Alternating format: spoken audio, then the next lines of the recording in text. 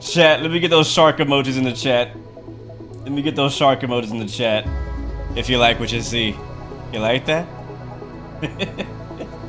you like that? Is that what you want to see?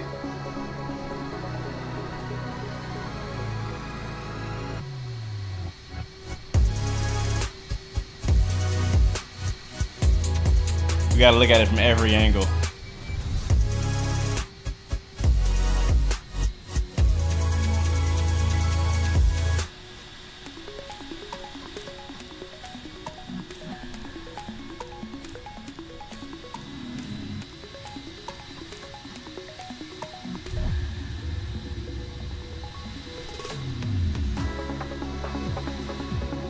Yeah, get in there.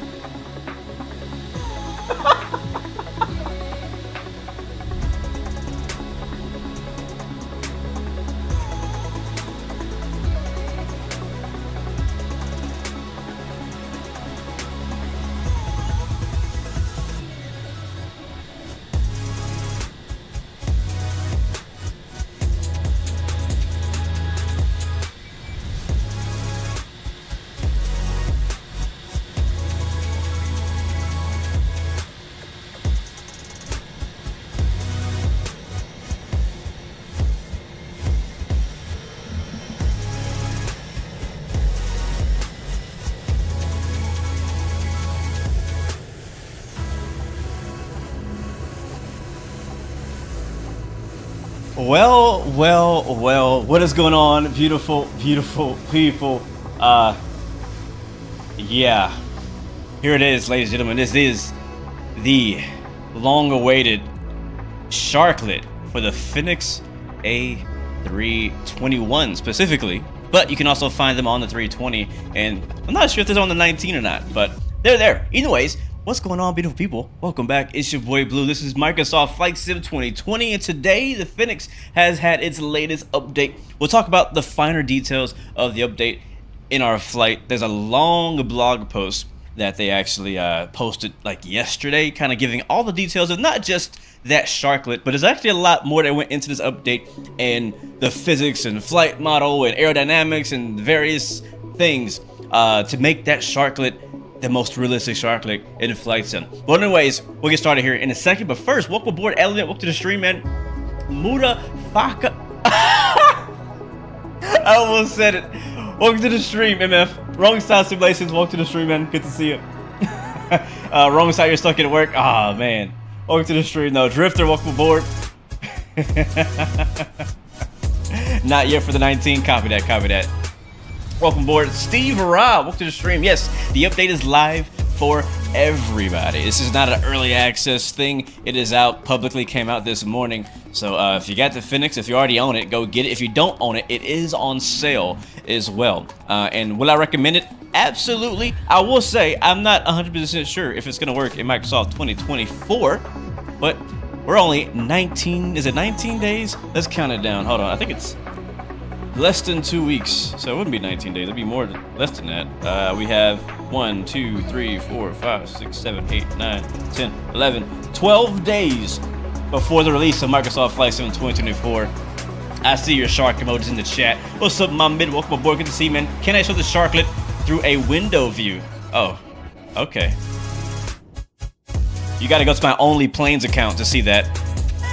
I'm just kidding. I'm just kidding. Here you go. What's up? Your follow up to the stream. Shannon, welcome aboard. Good to see you as well. Let's get the music turned down. And yeah, I'm making fun of leave it to flight simmers to be obsessed with a single part of an aircraft. But we geek out about this kind of stuff, right? We're aviation enthusiasts, aviation lovers, and all that, and so we want our aircraft to be as accurate as possible, and that's why the Sharklets are so exciting. Will people who pre-order 2024 get it before release day? No, everybody gets it at the same time. Matter of fact, I'm supposed to get it as well. I haven't told anybody this until now, but I did get an email that Microsoft will be sending me a copy of 2024, but I don't even get it until the day of either, so nobody gets it early, which is okay. I'm okay with that. BKG Blueface, welcome to the stream, man. Welcome aboard. You want to know what that secret project is? The PMDG one? Is that the one you're talking about? Anyways, both hands above the desk, guys. Yep. Yeah, bro. Yeah, the IAE coupled with the yeah, it's just a great combination, man. Great combination, man. I think my favorite update to the Phoenix was this engine right here. No, I'm not gonna try to take away anything from the Sharklets. Today is Sharklet Day, it's Shark Week. But this engine right here, when they updated it to add the IAE engines, oh yes, as Captain Canada would say, oh baby. As XP would say, yes. Oh yeah. That did it for me. But anyways, we'll get to enjoy this aircraft in all its beauty as we fly today. Let's get started. I think we might just happen to have some ATC. I'm actually gonna leave this. See, I like a Spirit taxing by with the Sharklets. It's Shark Week, chat. It's Shark Week. Travis, welcome to the stream, man. Good to see you. Yes, Fort Lauderdale is perfect. A big place for both Frontier, JetBlue, and Spirit, who all use Sharklets. So I'm gonna leave the camera back here and get prepared for engine start. There is a pretty nasty hurricane out in the Gulf of Mexico right now. We will be flying right over it. I haven't even told you where we're flying yet. Today we're flying JetBlue Ops, real world JetBlue Ops from Fort Lauderdale to Cancun. That's where we're flying today. We're on Vatsim network. We're flying in real world time, real world weather, and we're gonna fly over a real world hurricane. So, but we also have a special routing for that, and I'll talk more about that a little bit later. Let's kill the music and get the aircraft started, because not only is the Sharklets in SFW, but also the sound in this aircraft is ASMR, and I'm loving it. So let's go ahead and get the sound turned up for the power up here. We'll go up to the top and external power. Oh yeah. Battery on. Battery 1 and 2. Up top, we'll get the nav. 1, 2, and 3. I'm actually considering doing a tutorial for the Airbus series, because when I did my A380 tutorial, I found out that there's a lot of people who still don't really understand how to like fly A320s either. So for those who need it, maybe making a tutorial in the near future for that. So I know it's not like gonna get a lot of views because most people know how to fly it, but you know, let's call it a service. All right, so that's good to go. Should we do the APU now or do it later? We'll do it now. Actually, no, we'll wait at least. We'll wait till we get fueled up. We'll wait for that. All right, let's go to our AFB here. Data is in the chat. Welcome aboard, man. Good to see you. Click on Phoenix. Are the Sharklets also for all Phoenix aircraft? Yes. So if you know the livery needs a Sharklet, it will have it on all of them except the 19. I was told. So the 320 and 321 both have the ability to have Sharklets. So I went and installed. I'm delayed already. Oh, wow. I went to the livery manager, and there's a bunch of new liveries with Sharklets and some updated liveries with the wing fixes too. All right, let's go to the mass and balance, and we'll do load aircraft. And oh, this is new. GSX boarding and refueling. GSX boarding only. Well, I'm curious about the refueling thing, so I'm gonna try it. Hopefully it works. I know that's kind of bugged in the A380. Refueling truck is on its way. I've like really never used refueling with GSX. It's usually bugged, but we'll see. We'll see. We'll let that do its thing. Wait for the fuel shot to roll up, and we'll take a look when he gets here.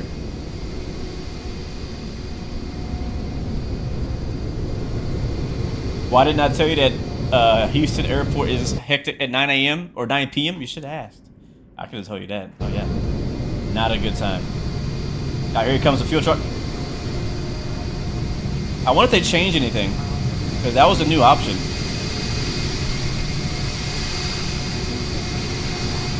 By the way, it's loud out here.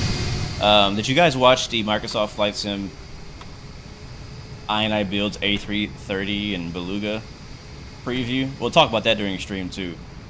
But it's a perfect comparison, because we got the 321 coming to Flight Sim 24, the Neo, by INI, and this is obviously the Phoenix. And I kind of, in Flight Sim, I kind of obsess a little bit with Allegiant? Really? We couldn't get our own catering truck? I kind of obsessed with the ground ops, like the ground stuff, because I used to work on the ground as a ramp agent. So like I love watching the fueler do his thing, watching the catering truck come and do their thing. Oh, we got the ground tanks.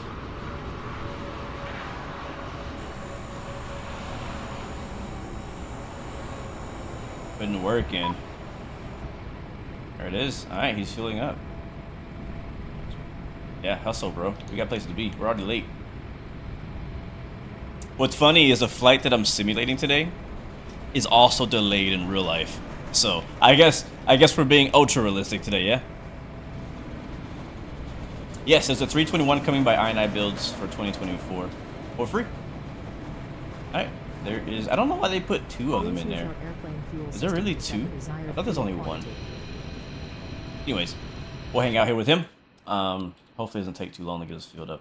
How much fuel do we actually need today? Today we are carrying, it looks like 20,000 pounds, and it is actually filling us up. So that's gonna take a little time. All right, let's get the rest of the aircraft ready so that when passengers and fuel is done, we can go about our business and go with our flight. What's up, JT? Welcome to the stream, man. That's called GSX. That mod where we have the fueler truck coming up, that's called GSX, man. All right, let's go into our FMC and we'll get our flight plan. I might do my flight plan manually this time since, nah, I'm lazy. I'm gonna import it. We'll do flight initialization. We've already filed our flight plan via SimBrief. We'll do init data request. Let's check if Vatsim is still online. Looks like they are. ATIS is a 135.0. Miami Approach is online, 124.85. We'll go and check those out once we get our flight plan loaded in. All right, that looks good. Let's go to our init page, and then we'll hit init request. Yeah, November 19th is when Microsoft Flight Sim 2024 releases, guys. That is less than 2 weeks away. 12 days. 12 days away. All right, we'll go to IRS initialization, align on the ref. That's good. And we'll hit return. And then our flight number. Again, we're going off of a real world flight. It's actually, the real flight is using a regular 320. We're just subbing it out. We're doing a tail swap with a 321 because a lot of people want to go to Cancun today for some reason. But it is a delayed flight. Flight number is JetBlue 1295. That's the real world JetBlue flight that we are simulating today. So we go to J, Juliet Bravo Uniform, and 12905. There we go. All right, our cost index from our flight plan is showing. Where is it? In 60. That's 60. And then our cruise altitude today is going to be 34,000 feet. 340 right there. That's good to go. We'll clear that out. The next page is asking us for weight and balance stuff. We can't do that until we get our final numbers to the whole aircraft is actually set up and good. So we go to our flight plan instead. And we're actually going to wait on that. And we're going to get our IFR clearance. So let's first see if we can tune in to that ATIS weather frequency. So 135.0. And it's funny, this is my first time flying the A320 since flying the A380, and I feel like everything is so manual. You know what I mean? Like I can't just type in my keyboard everything. LU10. That's loud. Few clouds at 2,200. 25,000 scattered. Temperature 29er. 2.22. Yeah, I don't want to do JetBlue, wrong side. I want to fly JetBlue. We'll have to do Spirit next time. I really want to fly JetBlue. I saw that flight though. When I was looking at flights to do today, I saw that Spirit flight. And I love the Spirit A321 with the Sharklet. Hazardous weather information available from ATC. CPDLC service available. I wasn't listening. Aircraft taxi with transponders on. Shoreline traffic. Numerous birds in the vicinity of the airport. Repeat call runway hold short instruction. Command error in phoneme. Advise on initial contact. You have information Tango. Alright, we have Tango. We'll switch over to the controller now, and we'll get our IFR clearance. Make sure my push talk is working real quick. I believe it should be. Yep, it is, because we flew the A380 last. Oh, we got a PDC. Oh, I guess we don't have to call. Alright, so we have been cleared already. Does that show... Does that show... No. They don't have CPDLC in the A321, right? Like, I can't see that on this screen. But, oh wait, this has things, brightness. Okay, it turns on, but I can't, I guess, see messages there. Alright, so anyways, today's call sign is JetBlue 116. Ooh, a Delta 320. With the Sharklets.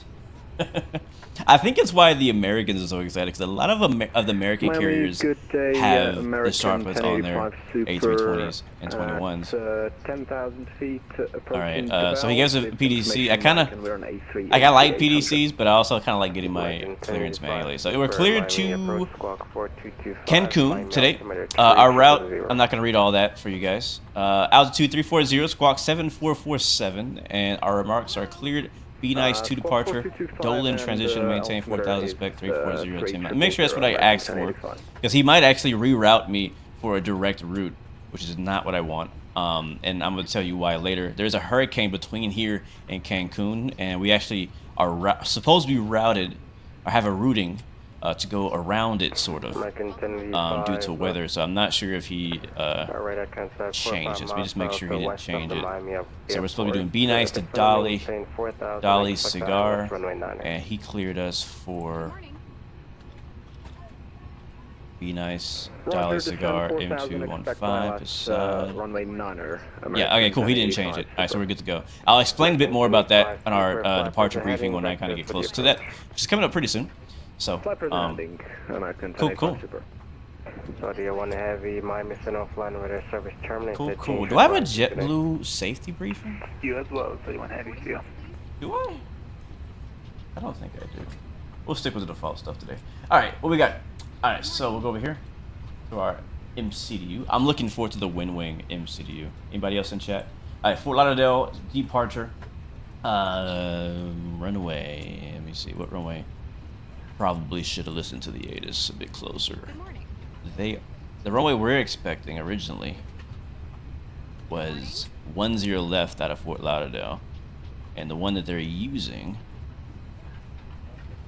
Good morning. Yeah, 10 left. Cool. And he didn't specify a runway on our clearance, so we're good. So we'll expect that 10 left. It's gonna be the Be Nice 2 departure via Dolly transition. Then as filed, we'll insert that. That's good to go. We can scroll down, make sure our flight plan's good. It's good because I know it's good. I will click on Cancun, arrival, and for our arrival into Cancun, we are expecting the Voma 1 Charlie for ILS 30 left.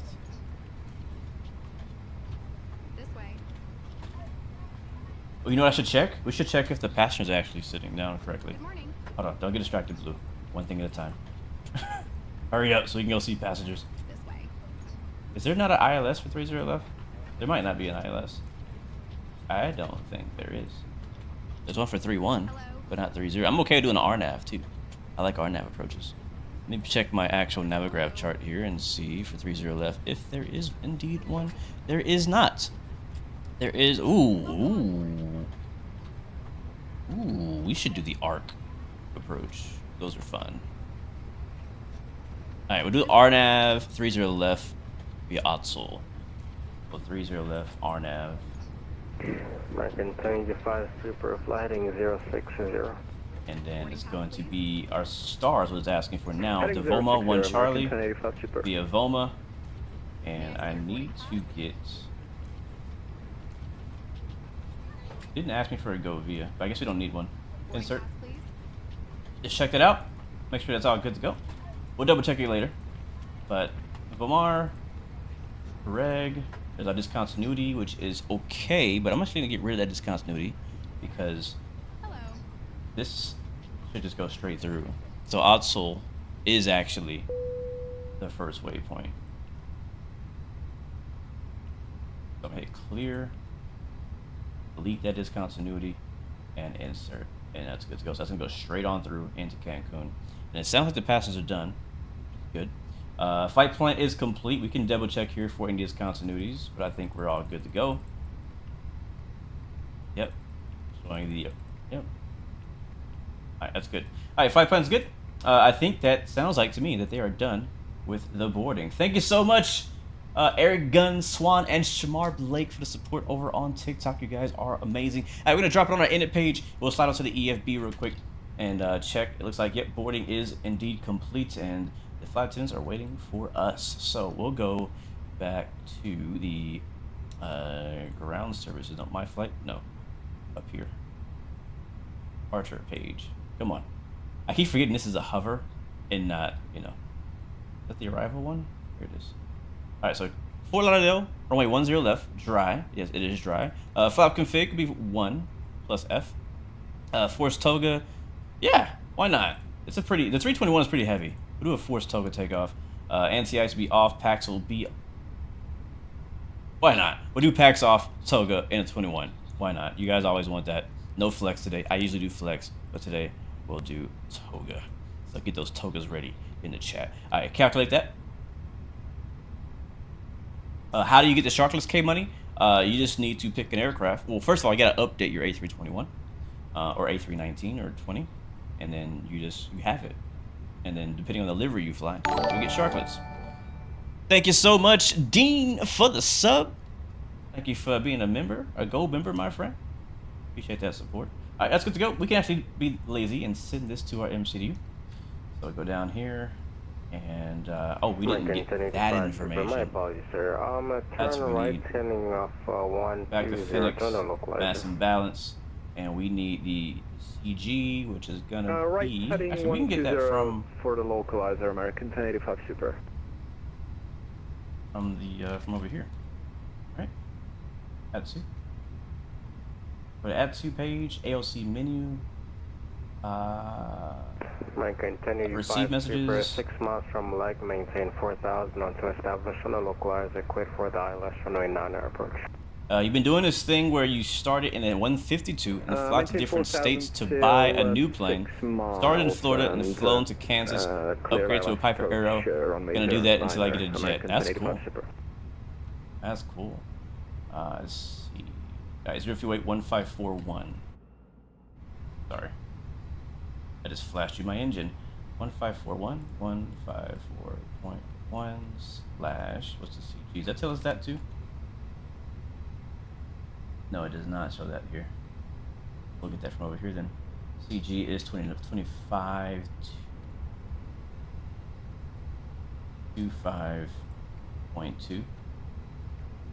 And then our block fuel, I believe, is going to be 20.9. So 20.9. Let's get our APU started because we are just about ready to go. So master bat on. I'm gonna hit start. And I like to go listen to it.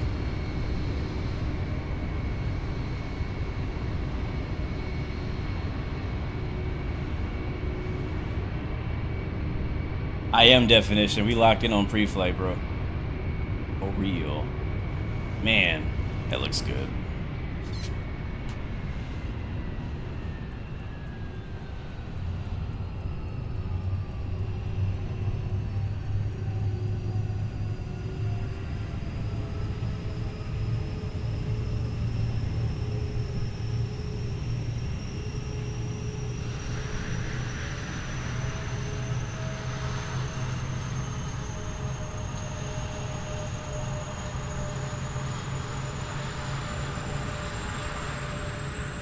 American 1085 Super, wind 110 at 17, runway 9 is clear to land. Expect to vacate at uniform.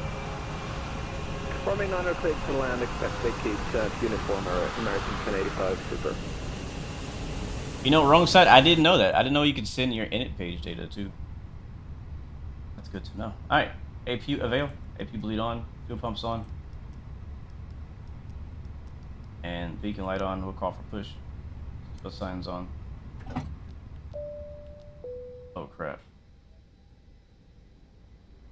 That scared me. That scared me. I thought it just got really quiet. Alright.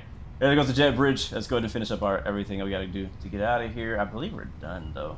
We've already done this. That's good to go. Let's go check our init one more time. I always see if I forgot anything. That's good. We are ready for pushback. Perf page. is filled out. So V1 148, VR 153, V2 156, and our climb outs VV2 29er. I'll put that in my pre-select here, 229er. That's good to go. And back to flight plan. Flight plan looks good. And we'll leave it on the perf page for departure. Departure checks completed.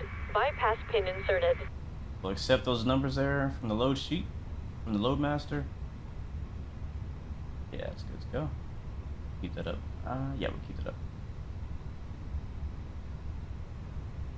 Alright. AP bleed on, TCAS on standby. He gave us a squawk code. What was our squawk code again, chat?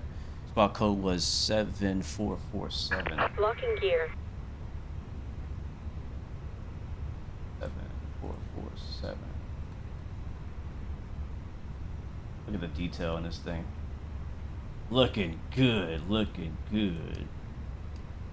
Alright, we are just about ready for a push. American Airlines to man departure, push carrier discussion, copy back, except runway right. Is this a non-movement area? Can I push here? Yeah, I can push here. Without clearance. There's a red line here, but I don't think that's... yeah, that's not for non-movement area. Is it possible to log in real-life flight hours with this game? Sadly, my friend, no, it is not possible.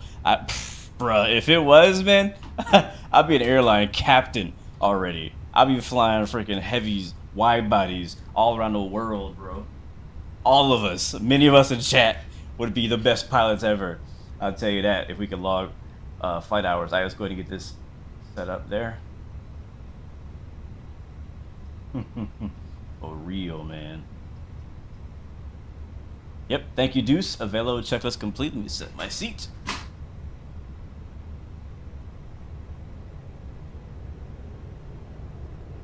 Did he give us a altitude to climb to? Did he give us an altitude? 4,000. So for those of you who own the WinWing EFIS or FCU, which is this thing here, at the moment the 321 with the Sharklets is not working. I think WinWing needs to update it, or someone needs to come up with a mod, which has not come out just yet. So we'll have to wait and see if that shows up by the end of the day. But at the moment, I don't have it working, so I just took it down. What's the altimeter again? 3000. All right, we're good. We're ready to go. Get out of here. Is she waiting for us, or what's going on?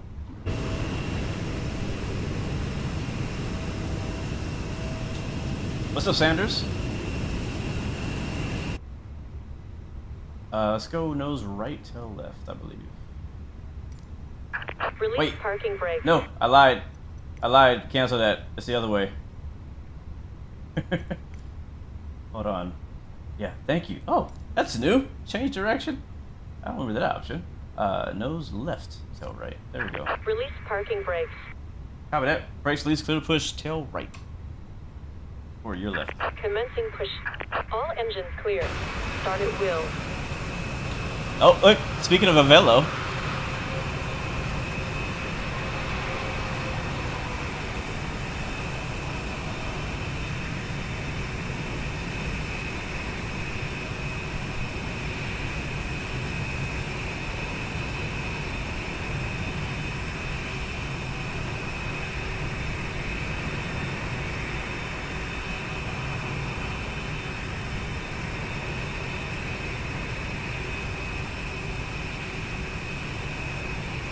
Why are we getting pushed by Allegiant equipment, though?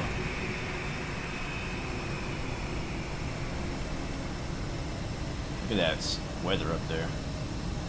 Uh-oh, it froze. From what I've been told in chat, there's no Sharklets for the 319, no. Not yet, at least. Yes, sir, Gabriel, we're in Fort Lauderdale, Florida.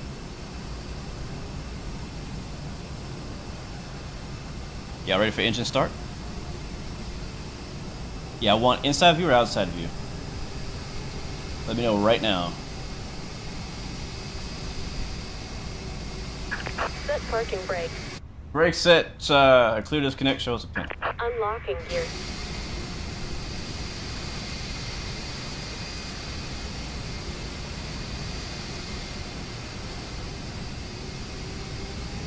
Yes, the whole purpose of that tug is just to push planes. It has no other purpose in life except for pushing planes.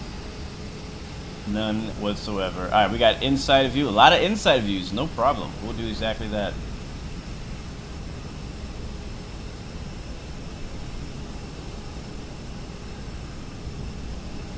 That was a Delta A320 behind us. Like right behind us.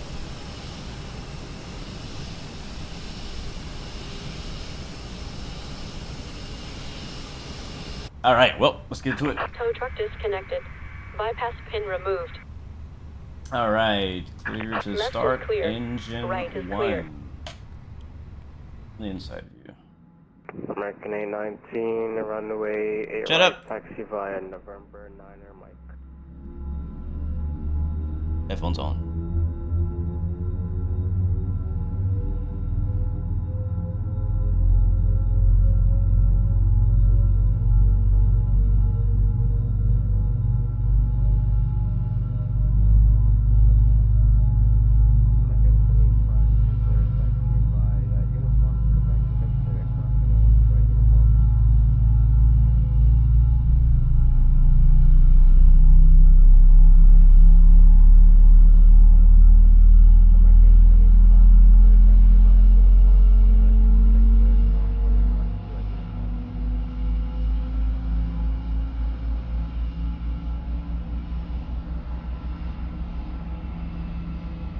Oh yeah, it sounds amazing.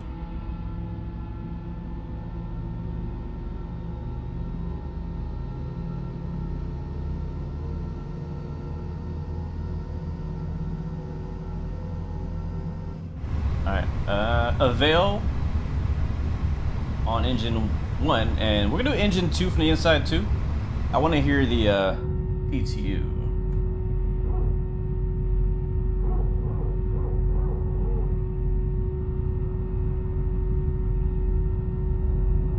Starting to. Oh, there's people in here.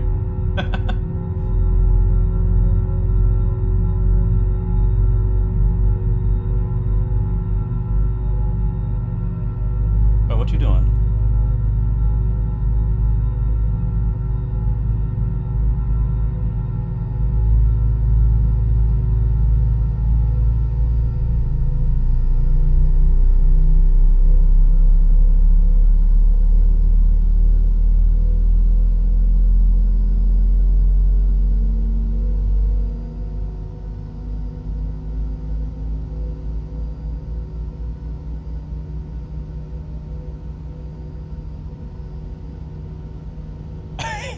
Bro's not even on airplane mode.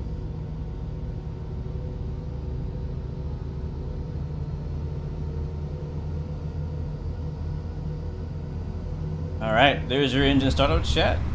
Today's flight, for those who are just joining us, we're flying real-world JetBlue ops from Fort Lauderdale to Cancun, and we have a bit of a diversion around this hurricane in the Gulf of Mexico. So you'll see that on our flight plan when I zoom out. We're not going directly to Cancun, we're going around the storm and into Cancun. But both engines are up and avail. We can put our engine switch back into normal. Somebody also in chat was saying that in JetBlue pushes back onto Tango, which sounds really out of the way from where we are. We're at Terminal 3, and we're in the alleyway. So like, I get it if I was like at the end of the terminal to go back on Tango, but hey, that's what they do in real life sometimes. All right, one more thing we need. We'll arm our spoilers, and we'll get our flaps. And we'll do our flight control check, and we'll get out of here, guys.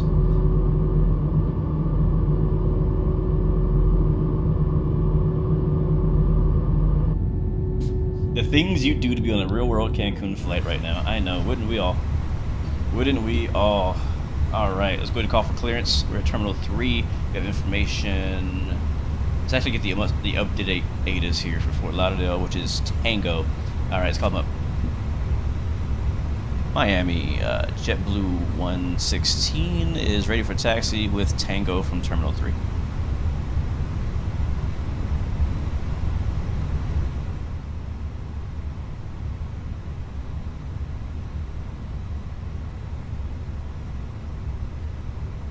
With APU off. Lights on. Seatbelt signs are on. Overhead looks good.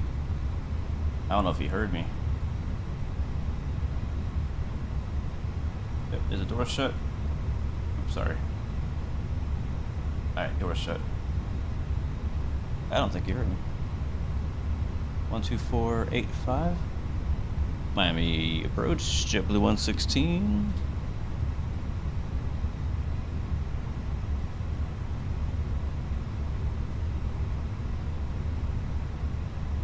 Might have stepped away. Check trim. Trim should be good. We could do our takeoff config right now while we're waiting. So takeoff auto brake max. Haven't done that. Alright, max set. That's really all we're missing.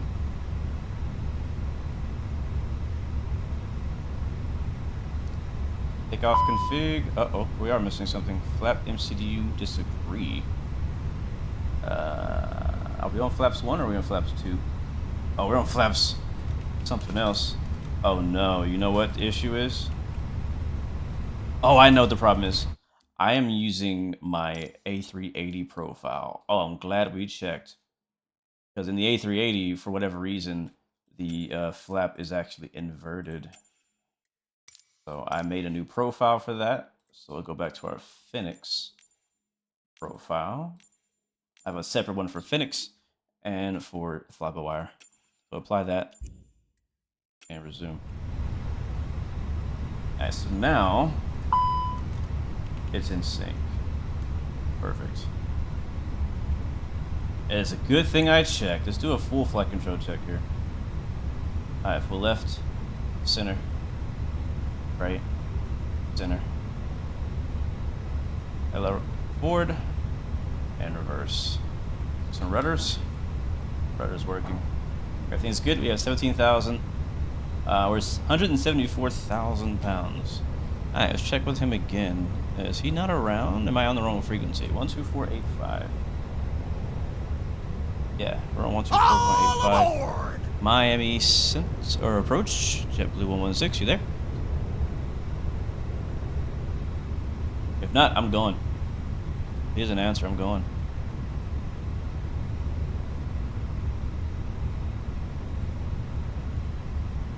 Either that or maybe my audio. Let me check my audio is actually correct. Yep, my audio is set up alright. Oh boy, that was loud. American A19 are now Jamba, runway 8 right, clear for takeoff. Okay, I can hear him. Yeah, he said no. What? What'd you break, Phoenix? Possible I was gonna go, man. I'm glad I didn't though, right?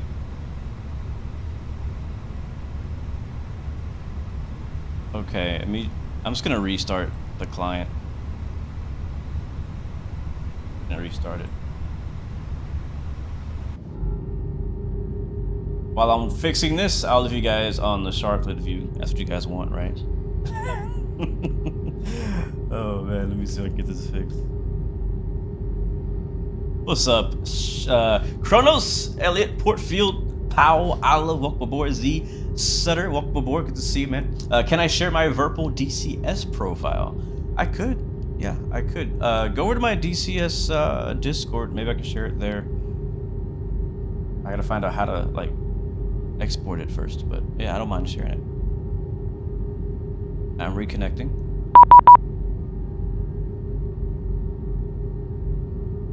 It's showing that I'm transmitting, but nothing's coming out. It could be that it doesn't know if my audio source is correct. Fly, okay. Miami approach, JetBlue 116. Do you copy? Please. JetBlue 116, Miami departure, 5x5. Amazing. All right, JetBlue 116. We are at Terminal 3, ready for taxi with Tango. at Fort Lauderdale. JetBlue 116, runway 10 left, taxi by Tango 5, Charlie. Alright, 10 left via Tango 5, Charlie, JetBlue 116, thanks. Alright, it's working.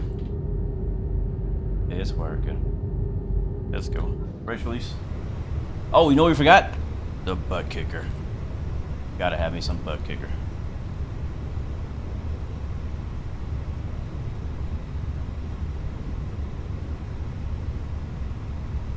Alright, it's on.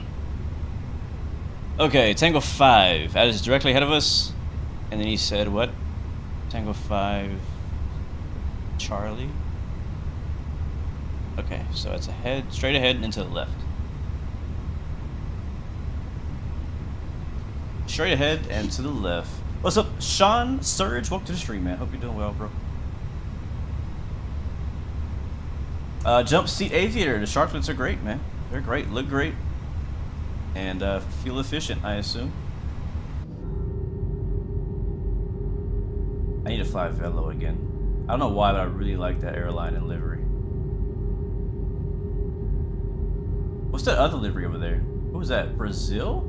Oh, that's Azul? Yeah, that's Azul. Look at that wing flex. Alright, stay on track. There's some silver ATRs. Another plane I need to fly in Microsoft Flight Sim. I got an update recently.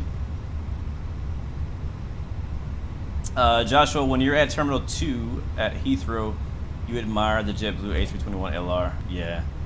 I feel like seeing JetBlues in London must be really special. Because it's kind of like uncommon to see an American carrier like JetBlue in London. Alright, so we're on T5. We actually need to go where he is. I'm going to go around. I'm going to go this way. A lot of silver airlines out here today. FedEx, there's the FBO back there. There's a fuel truck. Yeah, we were fired from a Velo. What? How long ago was that, Deuce? That was a... American 819. Has to be at least a year ago. Climb and maintain Uh-oh. I think we made a wrong turn. American 819 passing 3,000 feet and yeah, climb we to did. 16,000. We made a wrong turn. We are on Sierra somehow. I feel like I should show you guys how off we are. I'm just gonna go. Where my charts at?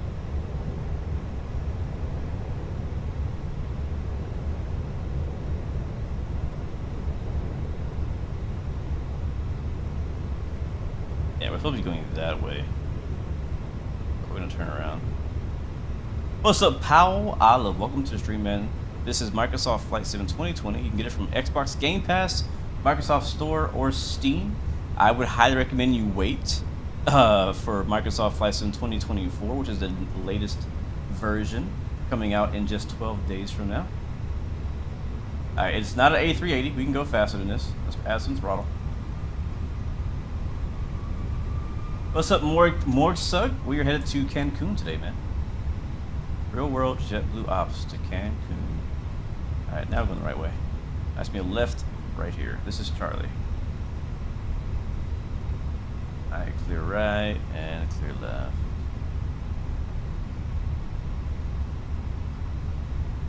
How do you use Sharklets? Sharklets is not something you really use. If you already own the Phoenix A320 or 21, then all you need to do is update via the Phoenix installer, and you will have the Sharklets, my friend. Enjoy.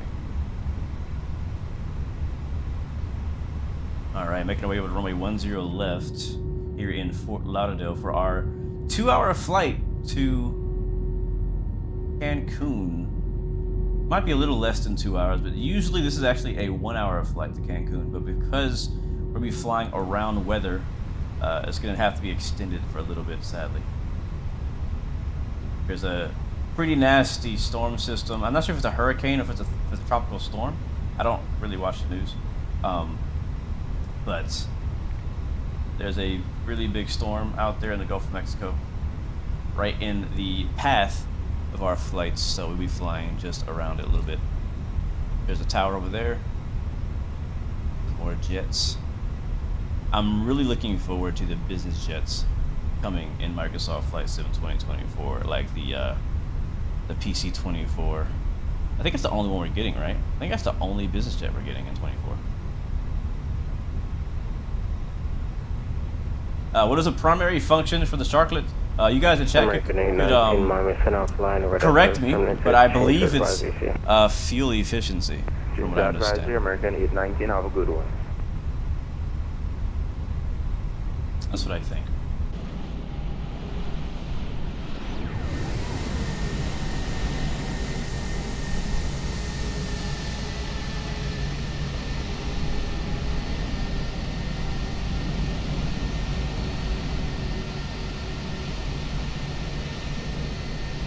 Is a King Air over there too?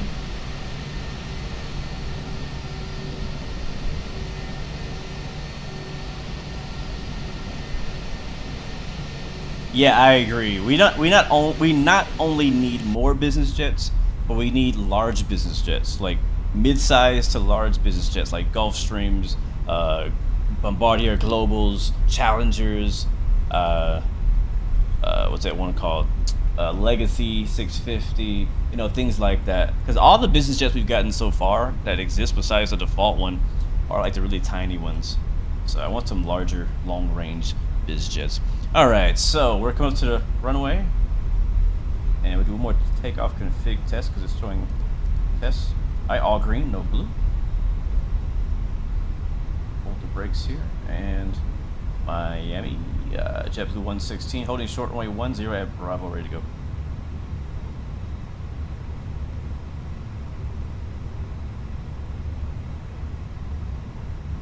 JetBlue 116 are not available, runway 10 left, clear for takeoff. RNF what? Clear for takeoff, runway 10 left, JetBlue 116.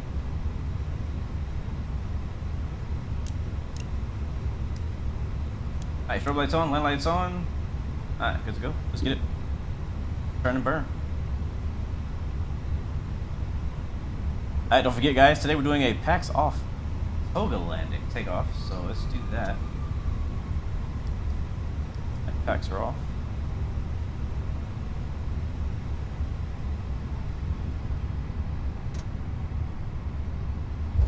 Alright, this is 10 left right here actually. Alright, final. Uh-oh. Yeah, he's landing. Yes, I agree. We need business jets on the level of the Phoenix and PMDG, 100%. Spirit coming in with the lame wing fences. You don't like wing fences anymore. That's AI, by the way. Well, what I would like to see, I don't think we're going to get it anytime soon, but man, I would love to see an aircraft to the level of, well, honestly, Phoenix will be plenty. But something like, you know, the Hot Start Challenger and X-Plane, man, like, I love that plane so much, but I haven't flown as much as I should because it's an X-Plane. Alright, with the 321, you do want to fly a little wide. Alright, no delay on takeoff. Actually, hold on, is that Spirit? He's still in the way, so we'll hold and wait.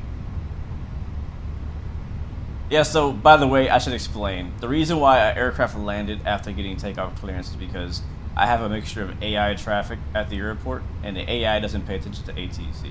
So, only I see them, ATC doesn't see them, and the other multiplayer traffic doesn't see them. Alright, let's get it. Sound on.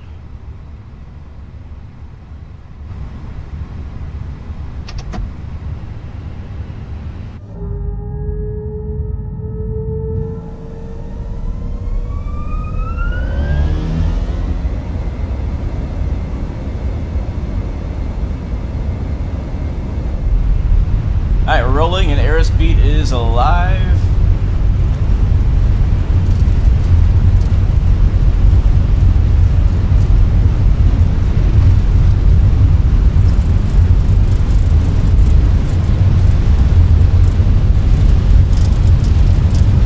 V1 rotate.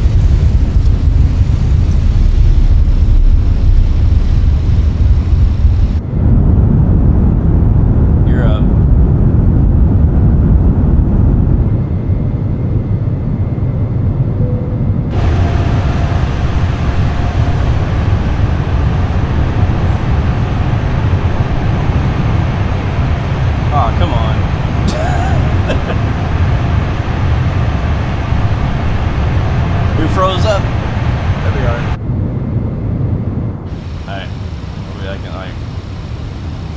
Alright, in the left turn. Flaps up. Lever climb.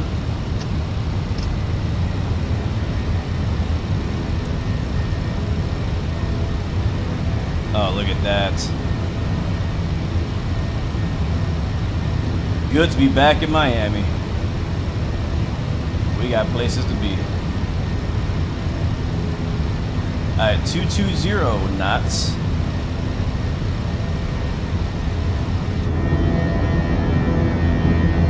Triple 116, radar contact, climb and maintain 13,000 altitude. Passing 3,000, climb maintain 13,000, Triple 116.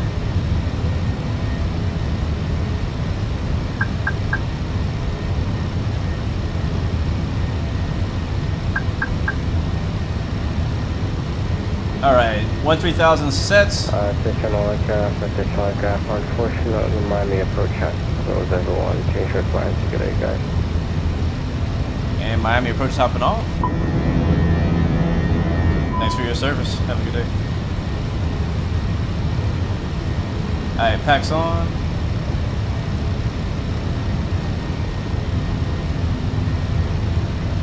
Just watch that altitude floor there.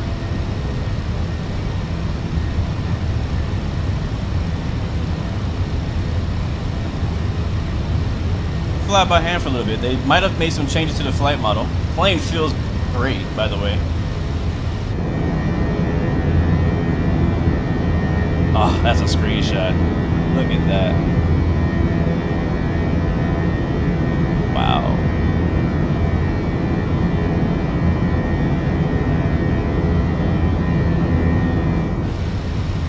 Alright, that left turn coming.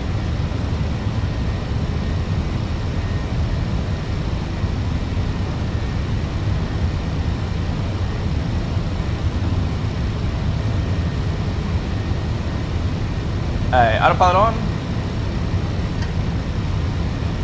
I'm hands free. Passing 6,000 feet, climbing for 13,000. ATC is hopping off.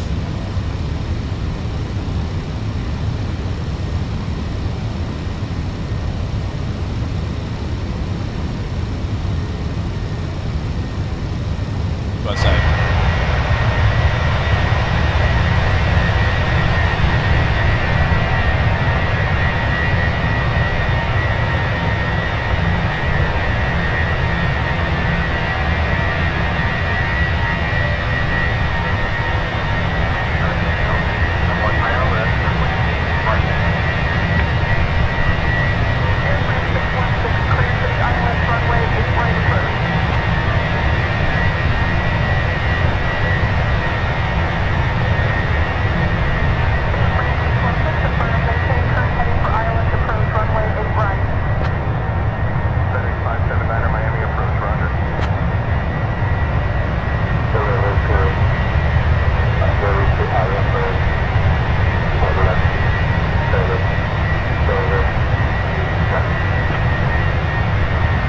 Oh yeah, it's finally here, chat. Shark Week. We have the Sharklets. Shark emojis in the chat if you guys are excited for the Phoenix Sharklet update. We'll talk more about what the other unfancy stuff is about the update, but obviously kind of the most popular part is the Sharklet part of the system. But we are up for those who are watching and weren't here at the beginning. Again, we're just taking off out of Fort Lauderdale, Miami here, and we're headed towards where are we going? Cancun. Yeah, we're going to Cancun. I almost said Cuba for some reason. But welcome aboard, guys. Good to see you guys flying JetBlue. It's a real world flight. Flight time about an hour, just under 2 hours long. We'll be flying around some weather, so it's going to kind of extend our normal flight time, but that means we have a little bit more time to hang out and chill and enjoy the beauty of the 321 with the Sharklets. What's up, Cody Ivanov? Welcome to the stream, man. Epsilon 7. Welcome to the stream, man. Good to see you as well. Mr. Jet, welcome aboard. Good to see you as well. Blaze, welcome aboard. Kronos, what's up? Deuce Legend, thank you, man, again for hanging out with us. As always, Tom Sue as well, and Big A. Yep, there's a storm. It's not in Cancun. It's when we get to Cancun, it should be a bit clearer. But there is a storm in between Florida and Cancun right now. A pretty big one as well. I'll show you guys on the map here once we kind of get away from the city and over the Everglades of Florida. I'm actually updating Say Intentions right now in the background. What's up, Tim Guinea? Hello from India. And Cody, hello from Alaska. Welcome to the stream, man. Is it actually daytime there? Like, is it the time of year where you guys don't get sun? If not, or if it is, I hope that this stream brightens your day, my friend. Welcome aboard. Can you fly through the storm? I could. I wanted to. Or not. It's kind of anticlimactic. There's nothing special going to happen, honestly. When 2024 comes out, it might be a bit more dramatic when you fly through bad weather. And I'm hoping it is. I'm hoping it's a lot more bumpy, turbulent.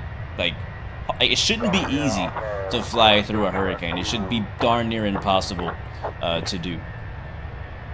Uh-oh. Are we leveling off? We are at 13. Let's go ahead and go to our final... Actually, hold on a second. So this is a thing I've been doing lately. And if you've been watching the streams, you know this. If you haven't, then this is why I'm explaining it.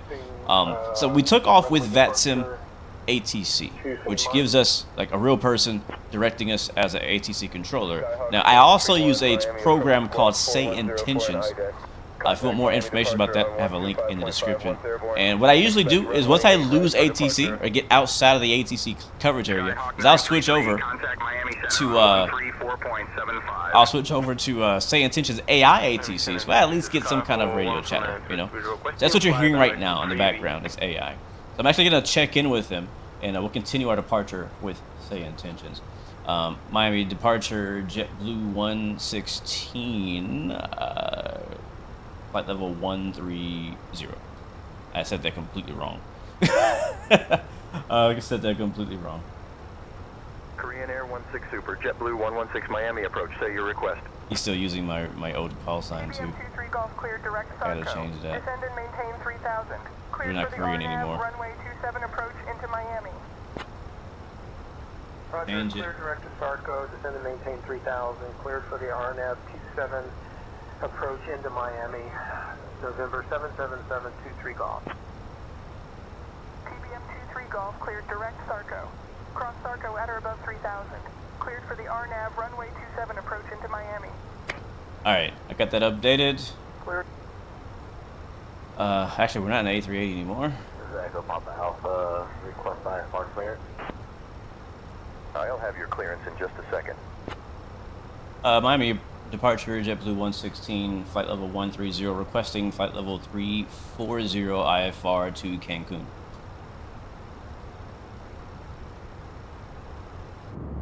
He's up wide. Oh. JetBlue 16 climb and maintain flight level 340. You are cleared IFR to Cancun. Hold on, let me switch frequencies. I'm still on Vatsim ATC. They heard me on Vatsim when I said that, but Say Attention also heard me, so that's kind of weird and embarrassing. Bonanza, November 421, Alpha Whiskey Miami approach traffic at your 12 o'clock 5 miles. At 4,500 feet. Boeing 767. Alright. Oh, it should be on 119, yeah. Miami departure, JetBlue 116, climbing, flight level 340. Try that. See what happens. 1016, thank you. November 1 Charlie Papa. JetBlue 116, Miami approach. Continue climb and maintain flight level 340. There we go. Continue climb and maintain flight level 340, JetBlue 116. Sweet. All right. What's up, my friend from Colombia? Welcome to the stream. Good to see you. Yes, sir. American 1713. We are going to report moderate turbulence. Alright, we're now flying eastbound. American 1713, contact Miami Center on 133.55.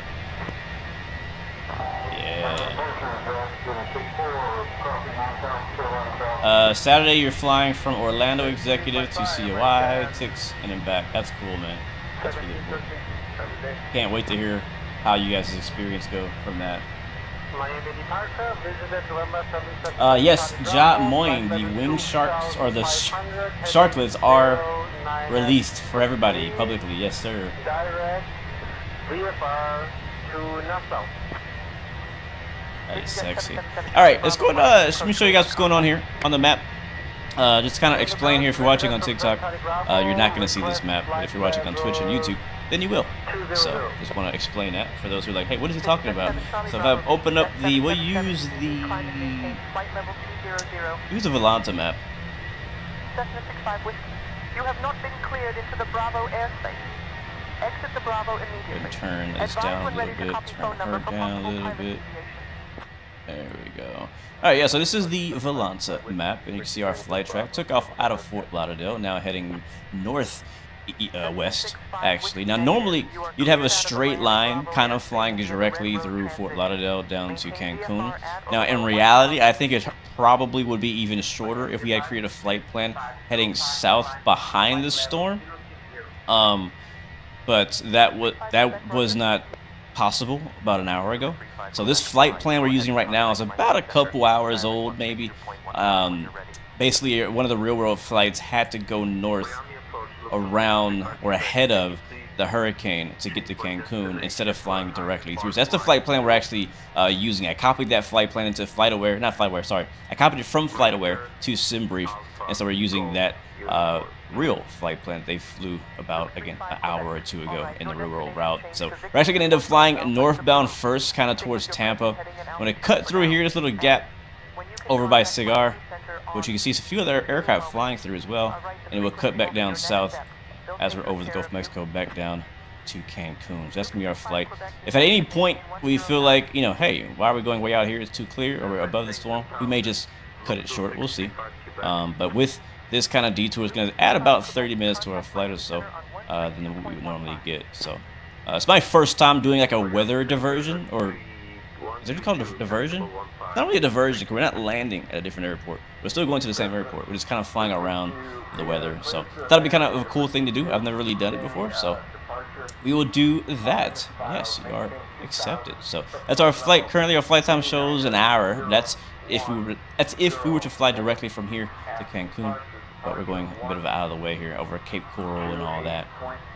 So that is the plan. Go ahead and remove that. Delta 300, read that correct. Expect runway. Yeah, looks like we're gonna meet the storm, but it gives me a chance to actually see it. Like, is it actually gonna look like anything? I don't think so. But Delta 300, say again your request. I should try visiting the Philippines. We really should, though. We really should. I don't know that I've flown to the Philippines specifically. United 9er 87 Miami approach radar. So far, looking off to the north, it looks pretty clear. To the left, you can kind of see a bit more weather buildup over there, but that's still probably nothing. I don't think we're actually seeing. We're way too far away to see the actual storm right now. But we're gonna fly right through it. Yeah, that's basically what it is, Deuce Legend. If any of you guys have done like storm chasing or flying through hurricanes, which many of you probably have done, it's just a bunch of clouds. CLI 4D makes amazing Philippine scenery for helicopters and stuff. That's what, if I go to Philippines, it'll probably be like a GA bush flight. And I bet it'd be fun too.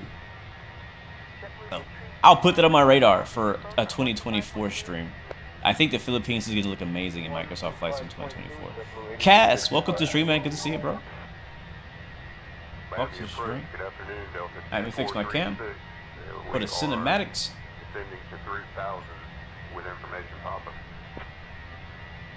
Delta 2436 Miami approach, roger. Fort Lauderdale altimeter 299er4. Delta 2436 Miami approach, contact Fort I must be offline because there's no AI or other players around. I'm off Microsoft. I don't think I'm on Microsoft Flight Sim multiplayer. But even if I was, I don't have tags turned on. I don't like having tags turned on. So You wouldn't see them unless they're right next to me. It's going pretty good so far, Cass. We're currently passing 22,000 for 34,000. One thing about the A321 is that it's a pretty slow climber. Oops. So it's going to take us a bit of time to get to 34,000 feet, our cruise for today. But that is all good. Let's go ahead and unarm our spoilers. Move that out of the way. Socata 313, Miami approach, stay altitude. What else? Landing lights. I never turn those off, so we'll turn those off. Go. There we go. And it's pretty smooth there at the current point, so if you guys need to move around, you are free to do so. I'll get the seatbelt signs turned off for now until we get to some rougher weather. But right now it's really smooth. Look out at those wing, those Sharklets. There's not much movement going on out there. You're about to do a 737 MAX flight from Raleigh to San Antonio. What airline are you flying, Cass? Oh my god, I'm a little sore. I'm not gonna lie. That was actually hard to do. That was actually hard to do. I'm not gonna complain. No pain, no gain. When's the next GA stream? Probably when Microsoft 24 releases, which is only 12 days away, so that's like less than 2 weeks away. I don't have any plan for next week. One thing we actually might do, I've been talking to the, I think it's the 75th. They're a Microsoft Flight Sim virtual fighter or military squadron. I've been talking to them, and we're trying to work together to do a collaboration flight and formation flight next Wednesday. So I have to learn how to fly the B-1 bomber by Wednesday, so they can escort me. I will say, I mentioned last stream that we were considering. Oh, it froze again. I was considering doing the B-1 bomber thing, and I'll tell you if the plane was good or not. Well, I still haven't flown it, but I did open it to look at it, and 3D modeling is really good. That's all I can say right now because I didn't fly it yet. So we'll see how it flies. But I spawned into like where was I? I was at Dyson Air Force Base, which is actually where B-1 bombers are located in real life. And I just happened to spawn there, and somebody else was also there in a B-1 bomber, and the same one that's in Microsoft Flight Sim. They took off, so I got to watch them take off. It was pretty cool, but I have not flown it myself. I'm still busy right now trying to learn the Vigan for tomorrow's DCS live stream, so I haven't had time to learn any other planes. So I have to spend some time over the weekend to learn the B-1. So looking forward to that though. Should be pretty fun. Approach for runway 8 right, contact Miami Tower on 12. Yes, Dan, we are on ultra settings, my friend. Ultra settings. All right, well, since we're cruising, let's sit back and chill, and I'll also get some tunes running in the background just for a little bit. Nice and low. Affirmative, 777 Charlie Bravo. Yeah. Charlie Bravo, contact Miami Center on 133.85. I can dig it, I can dig it. Cool, cool, cool. 133.85. Cool, cool. All aboard! Alright, we're set. Thank you so much, Super Doc, for the sub. Welcome to the blue team, my friend. Hope you're doing well over there. Yes, we're flying on Cola tomorrow. So if you don't have Cola, either get it or download it. Because it takes a while to download it. It's a pretty large map. So we'll be doing that tomorrow. You can trial it as well. Oh, by the way, we are giving away. This is news. I have not told anybody this yet. Or did I? I don't think so. We're doing a giveaway for the Cola map on DCS tomorrow. So if that's a map that, if you play DCS, and that's a map that you have your eyes on and you haven't bought it yet, we have a giveaway sponsored by Orbix tomorrow, since they're updating the map. So yeah, that's happening tomorrow. But today, we're flying the A321 with JetBlue, with the sexy Sharklets. What are my PC specs? No, this is not the Latin VFR plane. This is the Phoenix A321 with the Sharklets. But no, my PC specs are, I have a i9, I'm starting to forget this, 13,900K, that's what it was. i9 13,900K, the Intel. There it is, she's posing for us. And then we have 64 gigs of RAM. And what else? 4090. That's the important stuff. Am I a pilot or in the military? Neither. Neither. Those are two pretty cool professions that I wish I could claim, but no. I'm not a pilot, and I was never in the military. What does the 75th fly? Everything. All the military jets, they fly them all. They're pretty cool group of guys and girls. They're both PC simmers and Xbox simmers, so I think it's a great idea to have a virtual fighter squadron that's Microsoft Flight Sim based, because there's a lot of fighter jets that exist in Microsoft Flight Sim, and for those who want to enjoy those, the best way to enjoy those is with other people, because by yourself, aerobatics and flying low gets bored over time, right? You need to fly it with somebody, so that's a good way to do it. But hopefully, Element, you can join me on that day if you're free, and whoever else wants to. You liked it when I flew the fighter jets? I appreciate that, man. What's up, Joel? Welcome to the stream, man. Good to see you. Oh, traffic. Who was that? Delta? 737. I can't tell what airline. I think it's Delta. I think that was a Delta 737 flew by. There's also, if you guys have the SimFX A320 pack, A320 immersion pack, there's an update to that. Thank you, Nick Amir, for the sub. Welcome to the blue team, my friend. Good to see you. I hope you're doing well, man. All right, we're coming up to the west coast of Florida now. I'm gonna get you a nice overhead view. As we're not gonna fly over Tampa. We'll be just south Tampa. Is it hard to do? What we're doing right now? Not necessarily. We're just on autopilot, and we're gonna be on autopilot for the next hour and a half. So, not hard at all. Landing it, in my opinion, not hard. Taking off, even easier. So no, I would say this is a very easy plane to fly. The biggest learning curve when flying airliners like this is mainly the autopilot and the avionics and stuff like that. Like, understanding how all that works is the biggest learning curve. But the actual flying itself is not difficult once you understand how to go up, down, left, and right. You know what I mean? That's a beautiful view though. Look at that. Yeah, if you have questions, let me know. I'm always willing to help people who are new to the hobby, new to the sim, new to aviation. I'm not a real world pilot, but I know a lot of stuff. You know what I mean? I will say I'm very thankful that our community has real world pilots, and not just the streamers. There's some great streamers as well, like Flight Deck the Sim, V1, 320 Sim Pilot, all those guys. We learn a lot from them. But there's also people just kind of, you know, hanging out in Discord and various Discords that are real world pilots for these different planes. You know what? It keeps freezing, and I think it's because of Volanta. Hold on. I thought I turned that setting off. There's an autosave setting in Volanta that used to cause me freezes every certain period of time, and I turned it off because it froze my sim and I didn't like it. Where is that at? Hikari, you're a former pilot. Does it count? Absolutely, bro.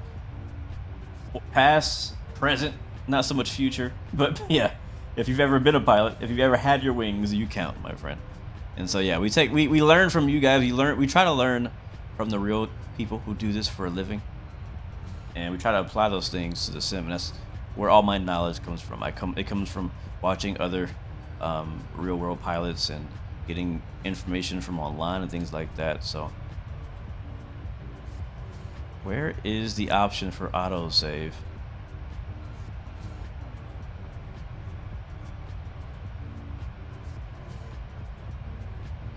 Yes, we're just south of Tampa right now. I don't know what airport that is. Let me see.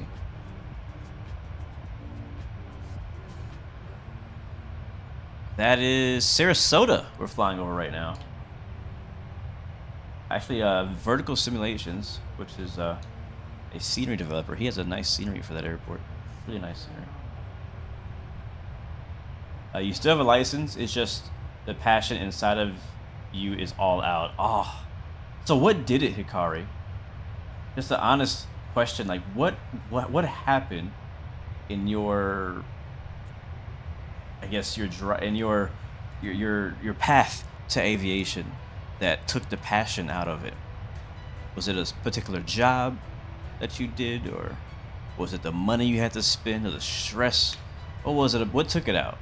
Not to be negative, but I want to be real. I'm just curious, you know, so that, you know, me and other people can be careful.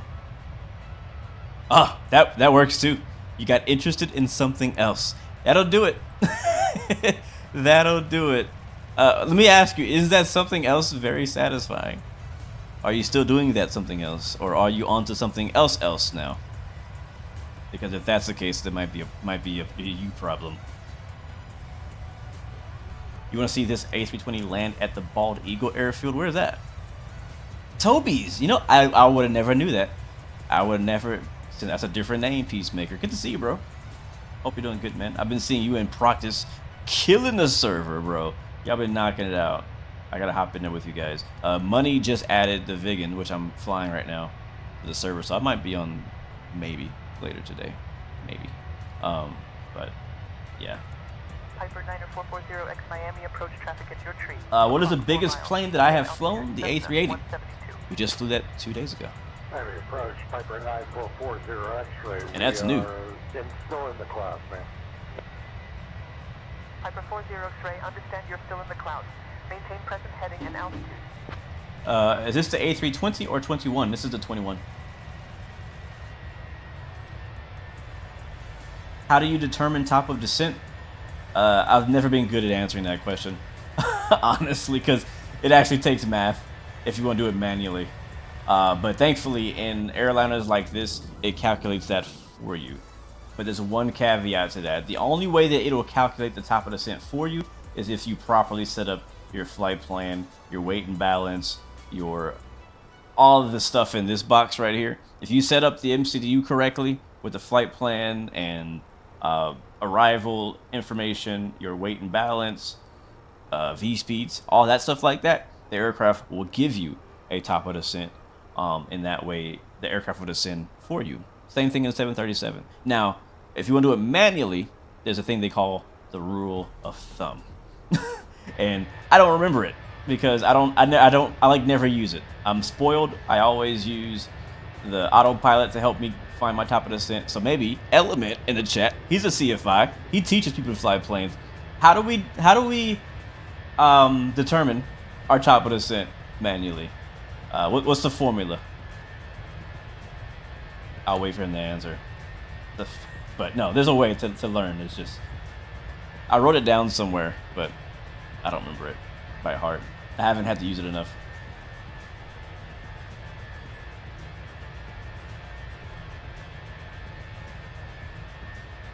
What's up, Bob the Camel? Today we're on Vatsim. We departed initially with Vatsim ATC, but there's no more ATC in the area, so we're now using AI ATC, which has actually gone quiet. So let me check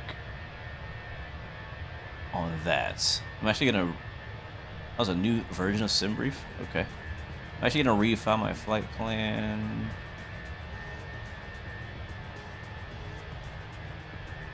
And we're gonna see if we can pick up an IFR from here at 34,000 feet with AI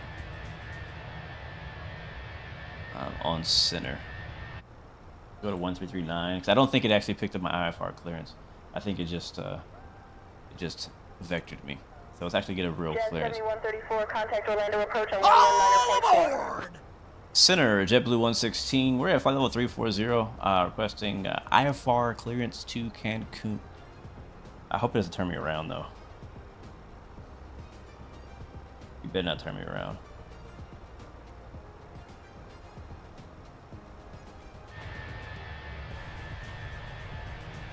Alright, enjoy the land, because we're going to be over the water for the majority of the rest of this flight. You can't even see the land, honestly. There's no contrails out here. JetBlue 116, cleared to Cancun. Direct cigar, then as filed. Squawk 2655 and ident. Copy that. Clear to Cancun, direct to cigar, then it's filed. Squawk 2655, and then we'll ident JetBlue 116. Actually, that actually worked. Alright, 2655, that's set. We didn't ident though, let's ident. That button right there. Alright, we're identing. Yeah, cigar is right there, so we're already direct to cigar.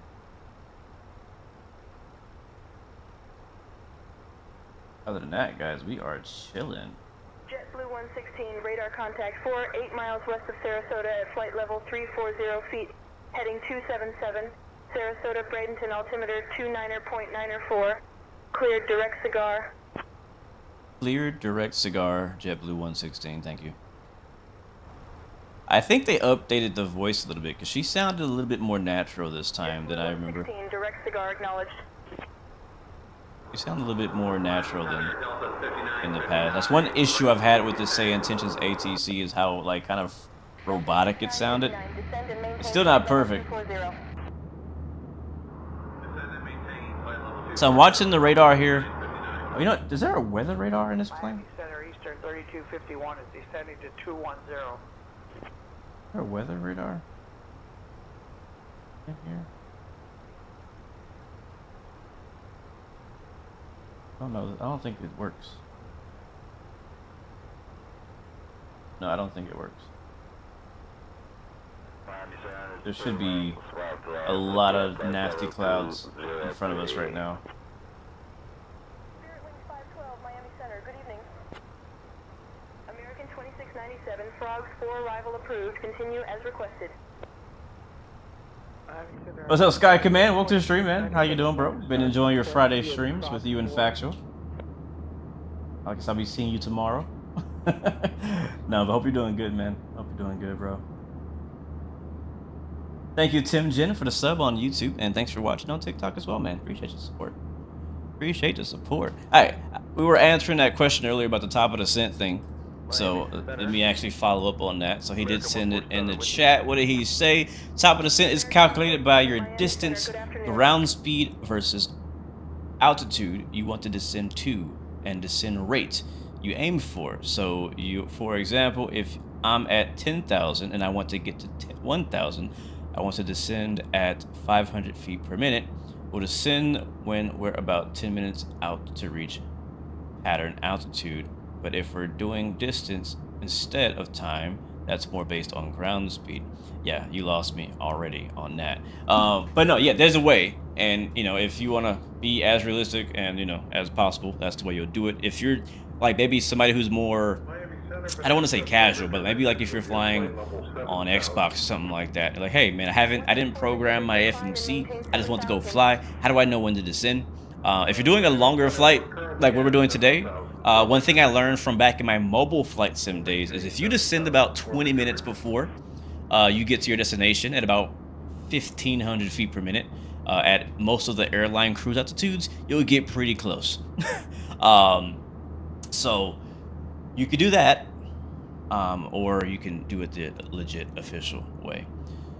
Sky Command says, help me out. I just flew the A320 with Sharklets. I don't understand the height. What am I missing? The plane felt maybe a little different. It looks sick out the window, but that's all you noticed. Yeah, so, you know what? Let's talk about that. Let's talk about that. I'm going to go open up the blog post, because I think we're not, most of us from surface level are not going to really understand how to appreciate this update, including me.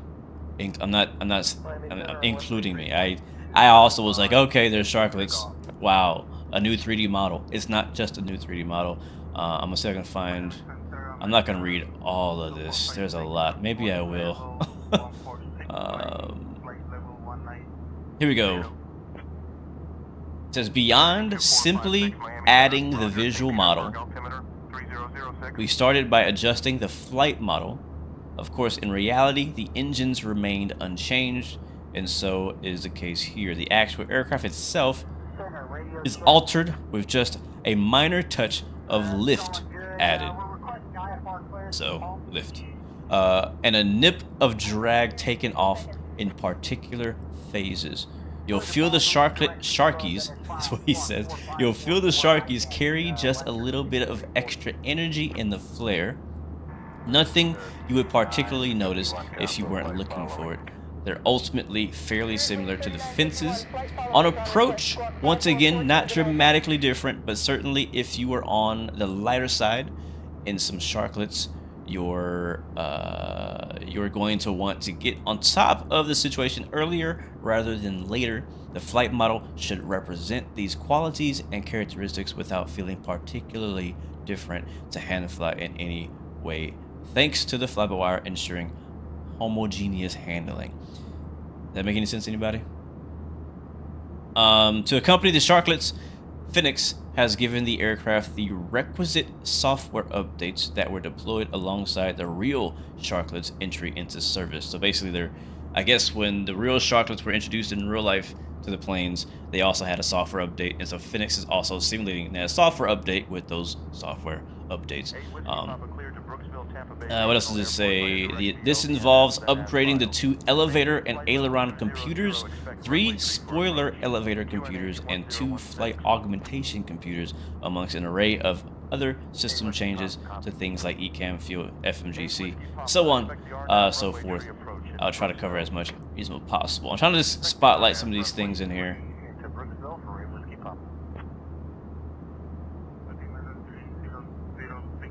So it's saying it's, in total and all, it's a very unnoticeable flight experience difference, if that makes sense, sinners.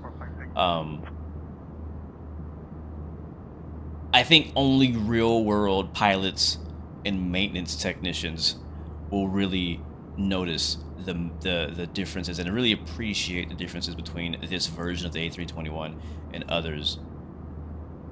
I think the reason, to answer Sky Command's question though, I think the reason why the community is so excited about the Sharklets is because the flight sim community are just aviation geeks, right? I'm not saying that as a bad thing. Like, we all just love aviation and we obsess about our favorite aircraft. And with the 321, we had the 321, 320, and 19, but we only had the wing fence variant. Now, certain airlines only fly certain variants. And also, some people have their preference on which variants they like the most. Makes sense. Like, some people don't like the other version we had before, right? But other people love the Sharklet variant. And so we never had this version, and we've been asking for it for years. I think it's the reason why it's such a big deal. It's not just what it is, but also how long it took to get it. We've been asking for this since the very first release of the Phoenix A320. And so, what, 3, maybe 4 years later, we're finally getting a new wing. You know what I mean? So I think that's probably why it's such hyped. I don't think the hype's gonna last very long. I think next week we won't be talking about Sharklets anymore. Nowhere near the hype of the A380, obviously. Yeah, Team Sharklet for real. Yeah, that's what it is. That's what it is. What's up, Rebel Sheep? Welcome to the stream. I'm gonna answer that question here in a little bit. Let me finish this. To be honest, in some ways you prefer the old wings as they make better vortices. Really? What's the difference with the vortices? I don't know. Do I have a Discord channel, Elliot? Yes, I do. If you type in !Discord, that'll give you a direct link to my Discord channel.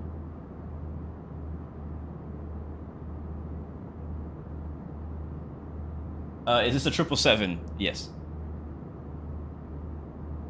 Delta 31906, contact Jacksonville Center on 125.17. To answer your question though, somebody was asking about my setup. So I'm using the Thrustmaster TCA Airbus joystick, and I feel like against maybe popular opinion, I'm not sure, or unpopular opinion, whatever, I actually prefer this one over the WinWing.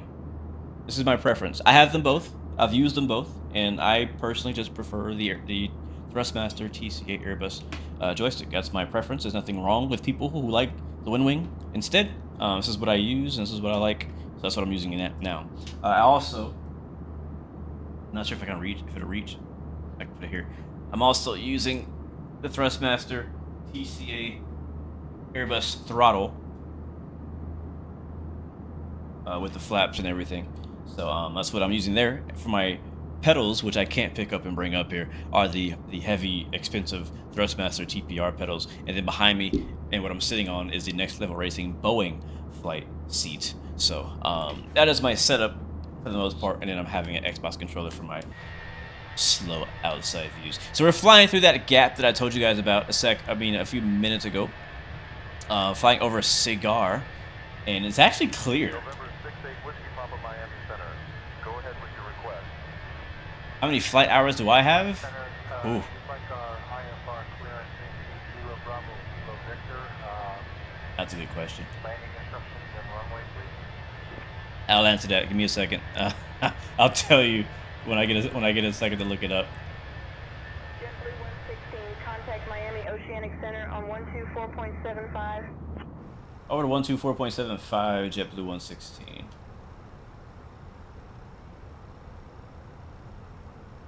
Oceanic Center, JetBlue 116, flight level 340.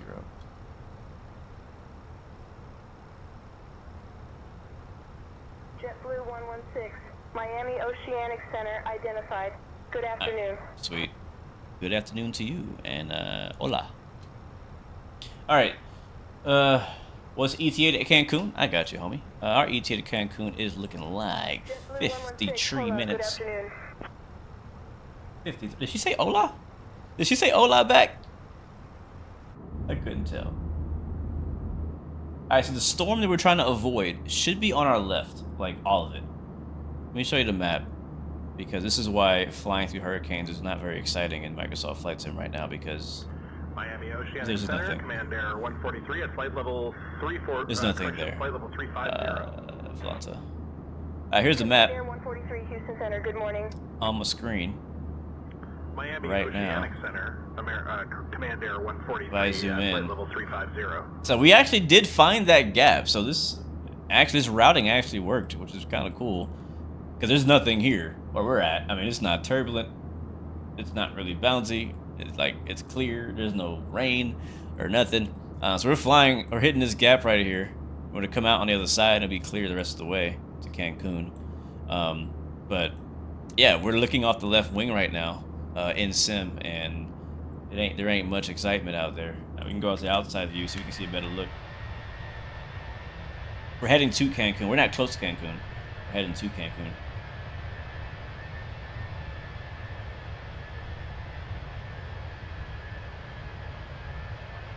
What's up, Harry P? The Sharklets are now public, man. Everybody can get the Sharklets. So go to your Phoenix installer and update your plane, and it's all yours, man.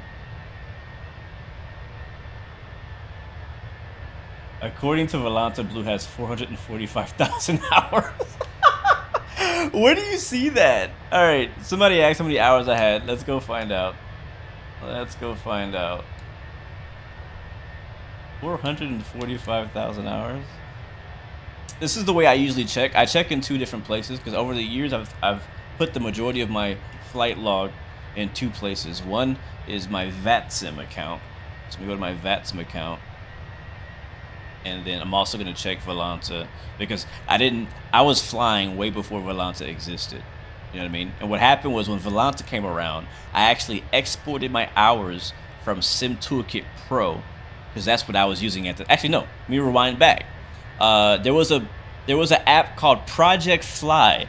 Y'all remember that? Anybody been around the community long enough to know what Project Fly is? So I had Project Fly, which was made by an amazing legendary streamer. Was it Matt Davies? I believe was his name. Sadly, he's no longer with us. But he made this really cool application. It's basically what Volanta is today, and he did it back then with like no funding, and it kind of went away because they couldn't afford to keep it up. But point is, my hours were there. I transferred my hours from there to SimToolkit Pro, and then from SimToolkit Pro to Volanta. Where are my hours at? Logbook? Yeah, flights. Okay, you're wrong. Wait, no, hold on. How do I see all of my stats? Do I have like a profile? Do I have a profile in Volanta? I do have a profile. Okay, here it is. Yeah, that's what it says. I'll show this on screen too. That's what it says. Holy crap. I'm an OG for real, I guess, huh? Alright, so we're on the Volanta map. This is like my profile. If you want to add me, it's just BLU. These are all of my flight tracks around the world. And apparently I have 444.8 thousand flight hours 3.4 million kilograms of fuel burned. I've completed 1,014 flights. I've flown 693,000 nautical miles. And my average landing rating is 351. I'm actually pretty proud of that. 351, that's not too bad. Favorite city pairing is TNCS to TNCS. I don't know how that's possible. I can't remember the last time I've been there. Wow, 444,000? Holy crap. That's a 777. That's X-Plane. I've never actually looked at my profile before. I didn't even know I could do that. Okay, I have a few pictures. So yeah, that's to answer whoever was asking. 444,000. That was my longest flight. It had to be coming from Sydney. Let's see, how long is this one? This is from the F1 World Tour last year. And it was, let's close that out. Hold on, flights. 654, Miami Oceanic Center, roger. How long was this flight? 14 hours, 36 minutes from Jeddah, I believe that is, Saudi Arabia, to Melbourne. So 14 hours, 36 minutes. I think I did a longer flight than that. Let me see. 14 hours, 36 minutes. Remember that, chat, because I'm going to forget. 14 hours, 36 minutes. How long is this one? Did I say 16 hours? Does that say 16 hours? No, 11. Okay. I don't know what I was looking at. I thought I saw 16. That's the time. That's the Zulu time. Okay, that was 11. So 14. We got to beat 14 and a half. I think I beat 14 and a half hours. I'm trying to find a flight. You guys got me looking through this, so I blame you for me doing this. City to LA, 13 hours. Okay, that doesn't beat it. Sydney. Uh-oh, this might be it right here. Sydney to Dallas, Fort Worth. This was for my pilot's life career. Actually, no, this is Dallas back to Sydney. Because I flew the other leg. I never actually posted that as a video. I just did that as a thing. Yeah, 16 hours. Woo! Okay, I think that might be my record. That might be my record. 16:22. I think that might be my record. I can't think of a flight I've done longer than that. Let's see. There was some long ones for the F1 World Tour. Let's see, what do I fly into out of Dubai? That's London. That's not that long. What's this one? No. No. No. How long is Japan? Only 8.5 hours. Gotta beat 16, Cass. Gotta beat 16. You'll do it easy, bro. You'll do it easy. Easy. Is there a way to filter by like flight time? I just want to see what my longest flight was. I don't know if I can do that though. I don't know. So longest flight for me that I've found so far is 16 hours, 22 minutes from Dallas, Fort Worth to Sydney, Australia. That is a real world flight, and I flew that in a 787 for my pilot's life career series. Now I never posted that video, I don't think. Okay, what's this one? From Zurich to San Francisco. How long was that? Only 10 hours. Wow. Okay. I don't know. I'll keep looking, but that's the longest I can find right now. So, wow. Now for Vatsim, let me see how many hours I got in the Vatsim.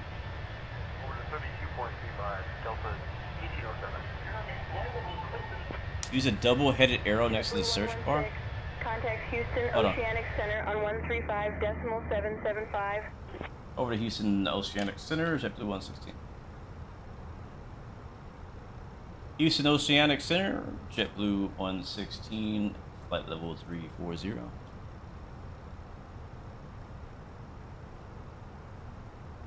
JetBlue 116, Houston Oceanic Center identified.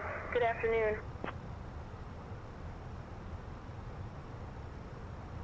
Alright, cool. I just realized that my music stopped. Like a long time ago. A long time ago. Turn it back on. Houston Oceanic Center, Avianca 654 with you, flight level 360. There we go. Avianca 654, Houston Oceanic Center. Good afternoon. Avianca 654, contact Houston Center on 134.9. Alright, I know Vatsim has a stats page. Center, 134.9. How do I find it again? Avianca 654. All aboard! I'm gonna Google Vatsim stats. Been doing this for a long time. Lazy live streams. Welcome to the stream, man. Welcome aboard. Good to see you. What kind of if I had that many hours in real life, what could I do with it? Like, what kind of job could I get with that many hours? Houston Center, citation Lima 76 with you at flight level 430. It's like part of me is proud of it, but then part of me is like, man, what if I had spent that much time on actually getting a real pilot license? Contact Houston Center on 134.9. Talking to me? I don't think that's for me. That's somebody else. Need to get my DT990 Pros. What is that? Delta 811 Heavy, Houston Center, good morning. 450,000 is like 51 years of non-stop flying. Wait, what? What's up, Kithrick? Welcome to the stream, man. What's cracking to you, man? C-Dot, welcome to the stream, bro.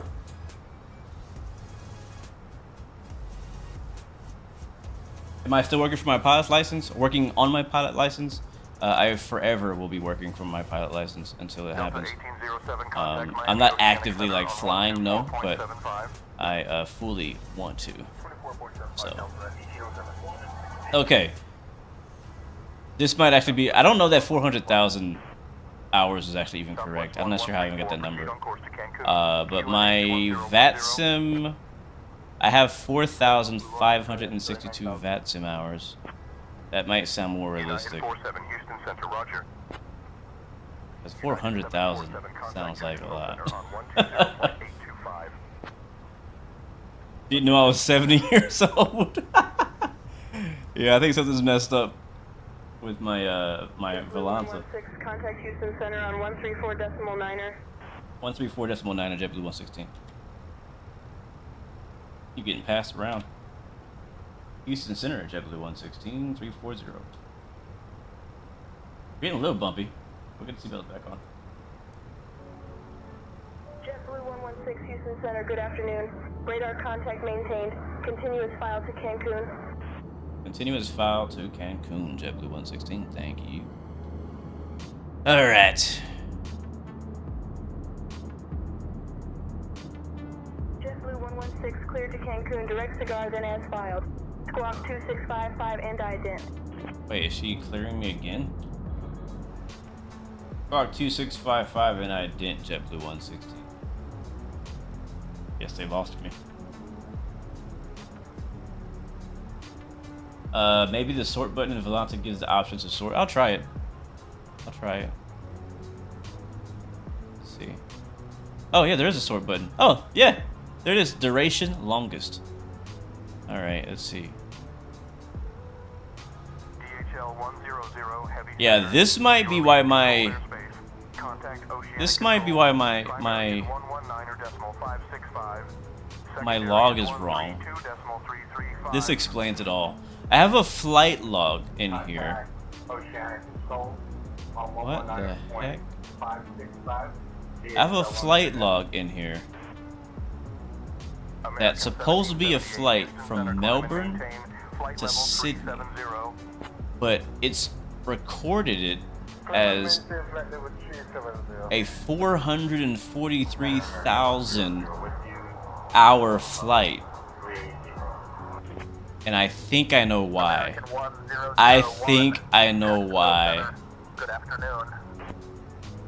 Yeah, I'm gonna show you guys this on stream.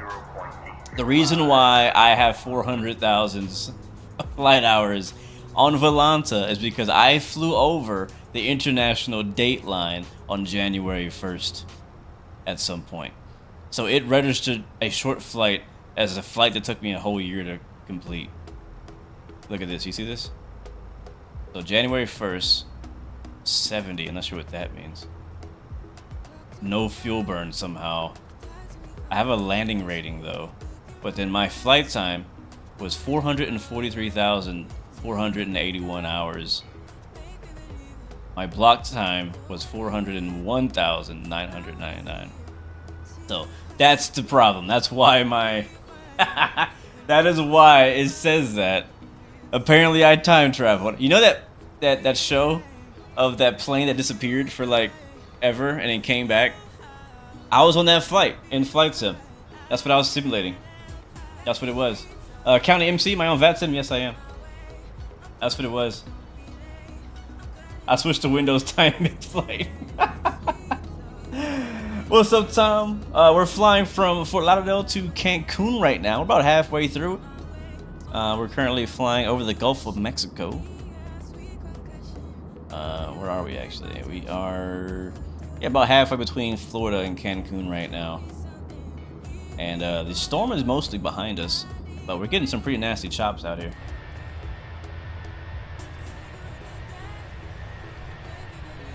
Alaska to London. Oh. What's that? Who that? That's a person. That's a JetBlue 1621. What's up, man? Welcome aboard. Thanks for watching.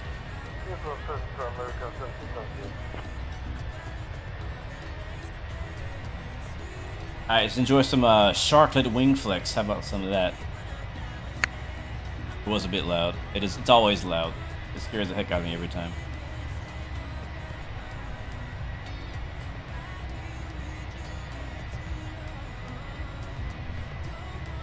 Tokyo to Heathrow and stream it. How long is that? 8 hours, I think.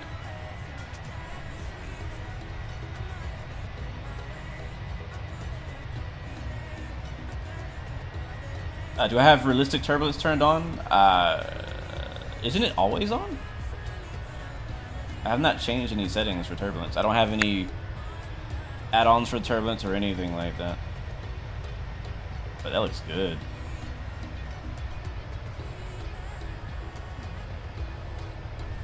You guys are getting all of the Sharklet love today.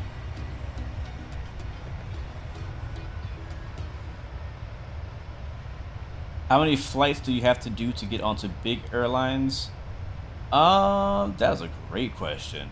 I would say maybe around if you get lucky, you can get in pretty early.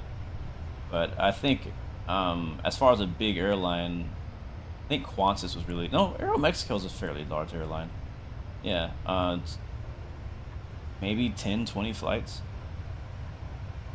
As long as they're good flights, like make sure that you have good landing ratings and you follow all the procedures and stuff. But I think you can do it in about 20 flights. 10, maybe 10. Maybe 20. Yep, on the app Pilot's Life.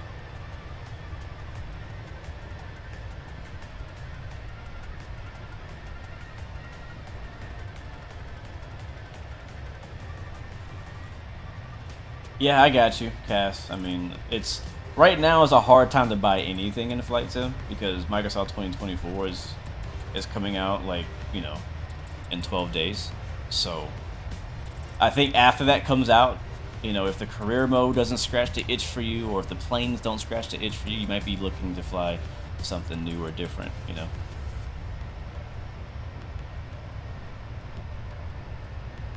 Yes, the ocean is actually gorgeous. The Gulf of Mexico in real life is not gorgeous. Oh, out here is not too bad. It's mainly blue water in real life because it's so deep. But the Mississippi River dumps all of its nasty sludge into the Gulf of Mexico. So it's not a extremely clean body of water, but the water does look really good in Microsoft Flight Sim.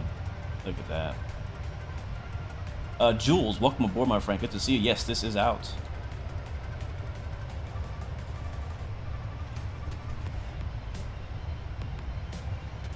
Yeah, it looks really good. Avianca 659 to Whittier, flight level 360. That looks really good. Avianca 659er, Houston Center, roger. So you do get a little bit of kind of cloud build up there on the left for the storm that we're flying past, but it's not as like scary looking as it should be. Oh yes, we didn't talk about that, Tom Sue. We did not talk about that yet. Let's talk about it now before it gets too late. Because I want to get y'all's opinion too. Yesterday, Microsoft Flight Sim and I Builds did a live stream previewing the A330, the A400, and the Beluga, and A321 for Microsoft Flight Sim 2024, and I was very impressed.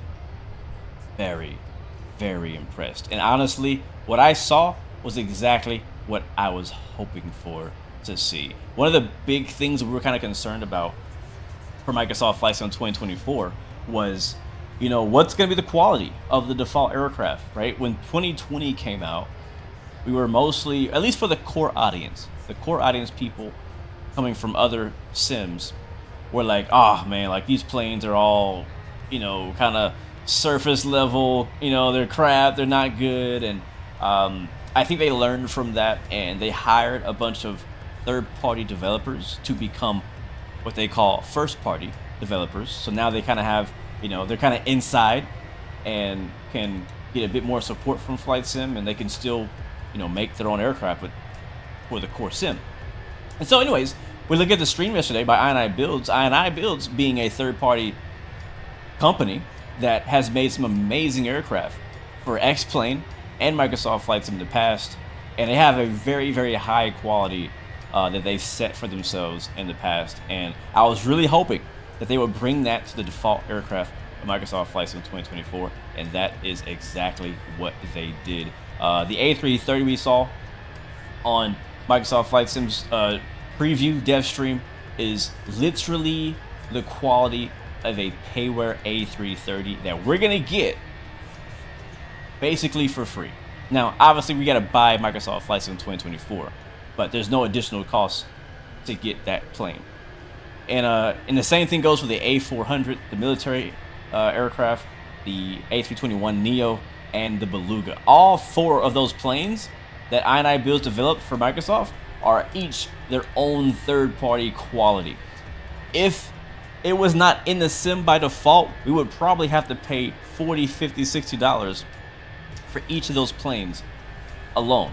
So like the A330, like if you're excited about the A330 in Microsoft Flight Sim 2024, in my opinion, like that plane by itself makes the entire purchase of Microsoft Flight Sim worth it.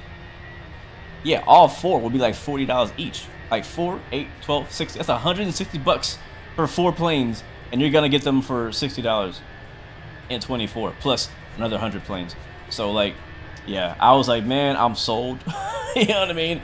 This is exactly what I was hoping for in Microsoft 2024. Now, this is only a few planes. We don't know what all of the quality aircraft are going to be, but from the last 3 dev streams that they've done for Microsoft Flight Sim, we've gotten the same quality, very, very high quality from all of the developers for the default planes. So the C-17 is going to be amazing.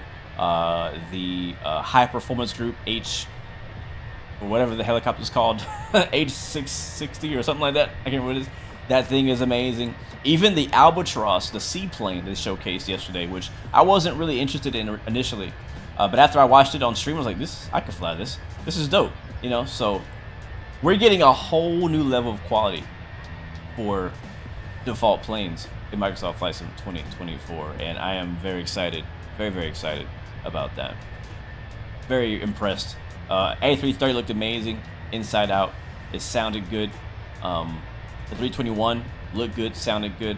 The A400 looked good, sounded good, and then the Beluga was mind-blowing. Watching them load multiple A320 fuselages inside the cargo of a Beluga was pretty cool to see, I gotta admit. So Was very impressed by that. Very, very impressed by that. We should actually, we might be coming. All right, our top of descent is right there. You see that white arrow? So we are, actually should show us down here on our perf screen. Yes, we're 154 miles away from our top of descent. And we'll talk more about that when we get closer. We should get there pretty soon though. Looking good on time though.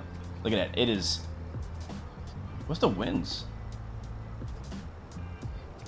Yeah, the winds are all over the place right now out here. So yeah, there's definitely a tropical depression going on.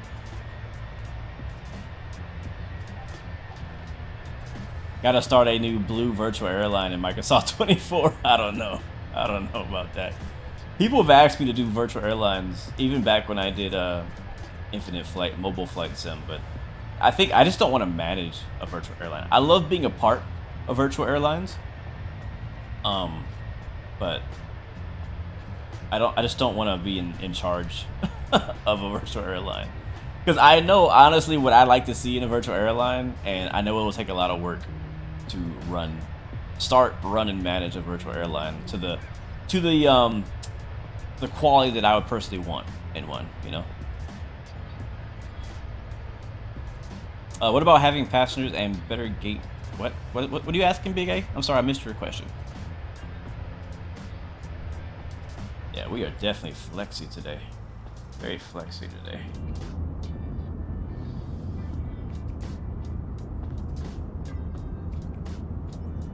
It looks better from the inside view, to be honest. Looks kind of awkward from the outside view. APL's good enough for you? Yeah. I just did a few a Pilot's Life flights, even though I didn't record them. I still fly. I still use the program.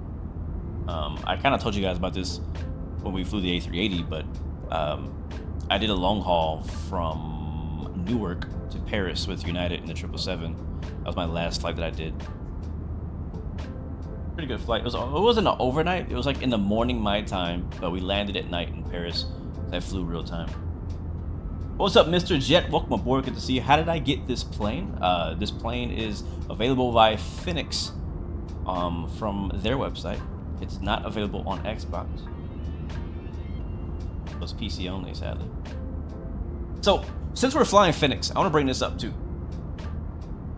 I'm a little concerned about the Phoenix 3 Airbus series in Microsoft Flight Sim 2024. We haven't heard any news at all, or maybe we have. Maybe it's in that write-up that I didn't read all, in that blog post. But I wonder what their plans are for 2024. And because the Phoenix kind of uses like some external systems. JetBlue 116, contact Houston Center on 135.775. 135.775, JetBlue 116.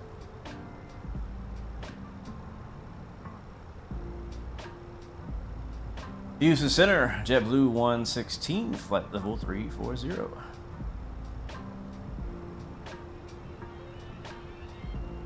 JetBlue 116, Houston Center identified. Good afternoon.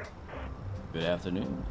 All right, how did I get these views? I made these views custom. I need to just do a video for that. I'm actually, you know, I was gonna do a video, but I'm gonna wait for 2024 to see if it changes. And if it doesn't change, I'll make a video on how I make my custom camera views. I don't think it's gonna change though. But basically, I move the camera back here. Man, they're doing their thing. Why are you so white? Like glowing. Thank you for your service, ma'am. She's looking at me. That's kind of weird. What was I saying? What was I talking about? 116 Merida Control. Expect the Voma 1 Charlie arrival for the RNAV runway 30 left into Cancun via Oteso. Anticipate descent in about 20 minutes. Let me know if you're ready earlier. Thank you. Copy. We'll expect that. JetBlue 116. Captain Will, big up to you as well, man. Welcome to the stream. Good to see you, man. Hope you're doing well, bro. Hope I get to see you again. 116, Roger. Expect the Voma 1 Charlie arrival for RNAV runway 30 left into Cancun via OT Sol. Hope I get to see you again at the next upcoming Flight Sim Expo in Providence, Rhode Island.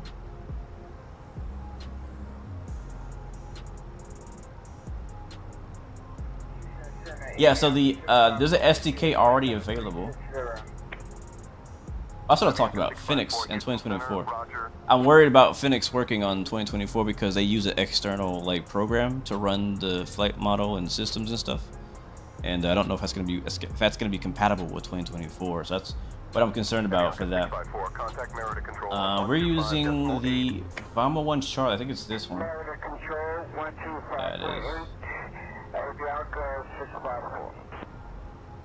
So for our arrival, we'll be transitioning via Vamar, max 280 knots at that waypoint, and then a max altitude of flight level 280 and a bottom altitude of flight level 250. We'll continue to Agnex, where we have another speed restriction of 280 knots, and then Epnil 250 knots, and then below 20,000, above 18,000. Adlar UN 606 at 7,000 feet, 22 knots. 500 at 220 knots, 5,000 altitude. And then Pureg, then Otsul, which is actually where we're going to be our fix for the RNAV as well. So we can go to approach, and we'll grab our RNAV chart while I'm thinking about it. I think it's 3 left. Yep, 30 left. I like how it actually already saved them in here. Yeah, so Otsul's right here. Pretty basic, just entering in the right right base.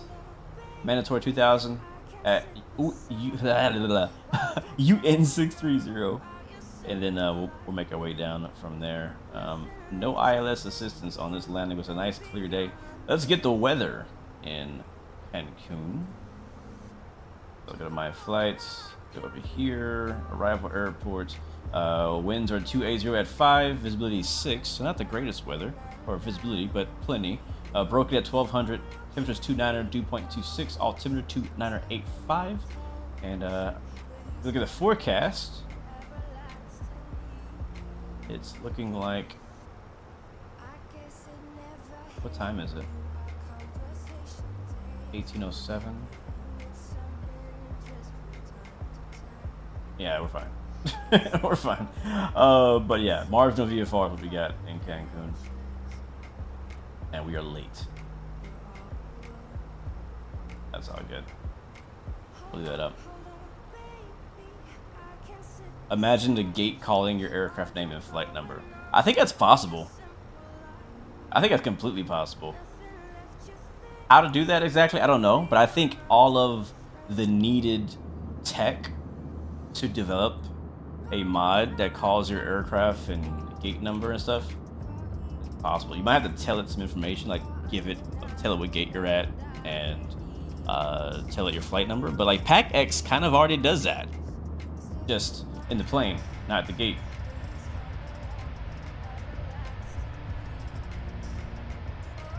Yeah, I think you're right. I think every developer will eventually have their planes compatible. My question is just how long we gotta wait. I'm so tired of waiting. There's been so many, aircraft and updates we've been waiting for in flight sim and in gaming, and I'm just tired of waiting for stuff. So we waited so long already in Microsoft Flight Sim 2020 for various updates and planes to come out. So now 2024 is finally coming, and we gotta wait again for the same planes we waited for before. So I understand. I'm not saying that it's gonna be an easy fix, but I'm just tired of waiting. You also heard somewhere that developers like Captain Sim and Breedog won't be allowed on the marketplace, or just any turbo dev that does cash grab. Really? Really? That's good. That's good. I think all they need to do, well, a couple of things they need to do. They need to gatekeep the marketplace a little better from keeping out developers who literally do the bare minimum and put a 3D model on it and sell it, right? I don't think that's okay. Or using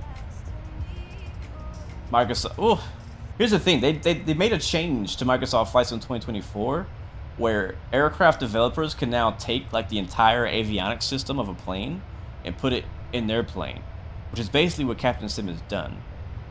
Like they have like this new module system where you could like take the steam gauges of something, like some pre-made steam gauges, and just put it into your aircraft if it's using the same type. Which I'm not against. I'm like, hey, if that's what the plane does, then okay, cool. I don't really think you can do that for like a 777, like they did. But I don't know. There's a line, right? There's definitely a line. So if they can draw a line and stick to that line and hold the quality to a standard of some sort, and not just approve everybody who tries to join the marketplace, they might stop us from having situations like that where you have people releasing aircraft that should never have been a payware plane in the first place. They're taking advantage. There's a lot of people in the flight sim community who just don't know better. They don't. They just don't know better. Like, I wouldn't either. If I had just got into flight sim when Microsoft Flight Sim came out and I had no brand loyalty or no brand awareness to who makes good stuff versus who doesn't make good stuff, and I'm like, oh, a 777. I love 777s. Oh, a 737 Max. I love 737 Max. Like, it doesn't matter who made it. You just assume that it's gonna be amazing, and you go and you buy it, you spend your money on it, and then, you know, you might not even know that it's bad until somebody else who actually knows something is like, hey man, that's not even how a Max looks. That's not how a Max sounds. It's not how a Max flies, you know. So yeah.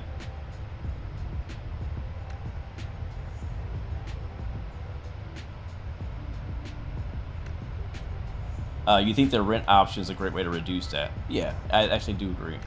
I think the rent option will help with that, and even with other more expensive products that are actually good. Maybe you're not quite sure if you're gonna like it or if that add-on or plane is for you. Then you're like, let me rent it first, see if I like it, and then I may pay for a full price for it. Yeah, I love the rent idea. Mr. Jet, how do you do this camera view? I'm sorry if I'm really late to answering this. I'm using my Xbox controller. Come on, camera, stop getting dark on me. I'm using my Xbox controller, which is here, to manipulate my drone camera. That's what I'm doing for this view right here.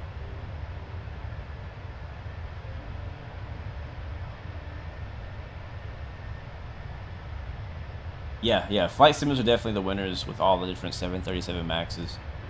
We have options to choose from. For sure. Alright, we're still 49 miles away from top of the sim.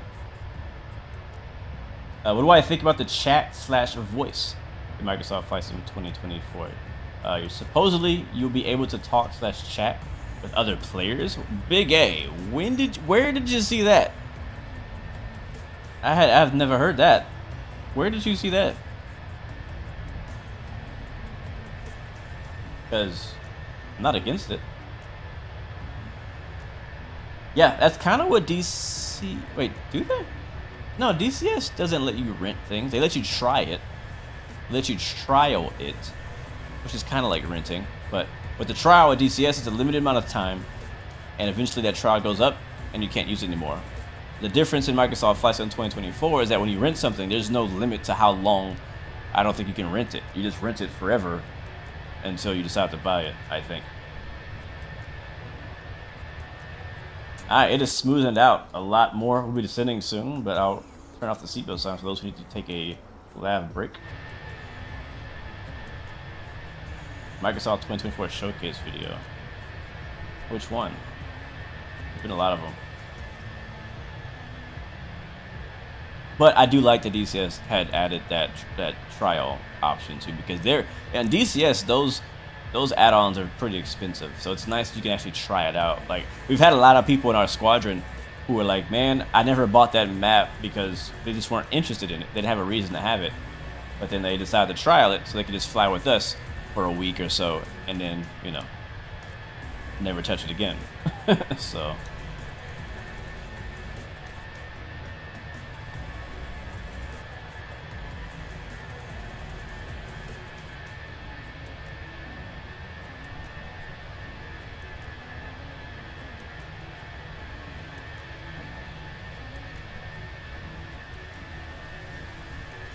But yeah, exciting times, man. Exciting times.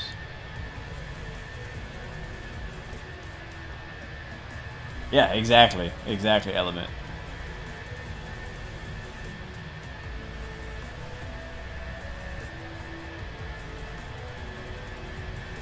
Look at that engine.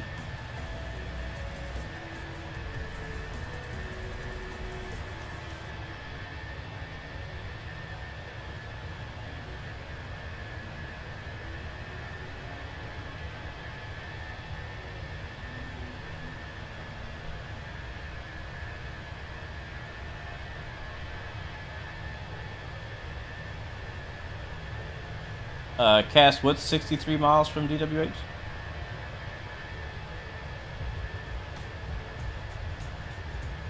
Oh, you're 63 miles. Okay. Did you download the scenery? Are you using the scenery that I made? And if you are, let me know if it looks okay. I have another scenery I'm working on that I need to finish, but I've been busy. I have been busy.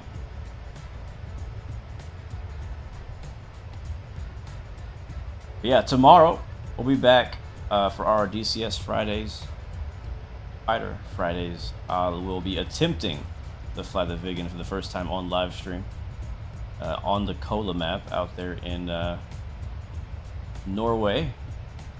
Busy with NDAs, you know, you're not lying. There are things that I am a part of that I can't talk about yet. And that is all I can say about that.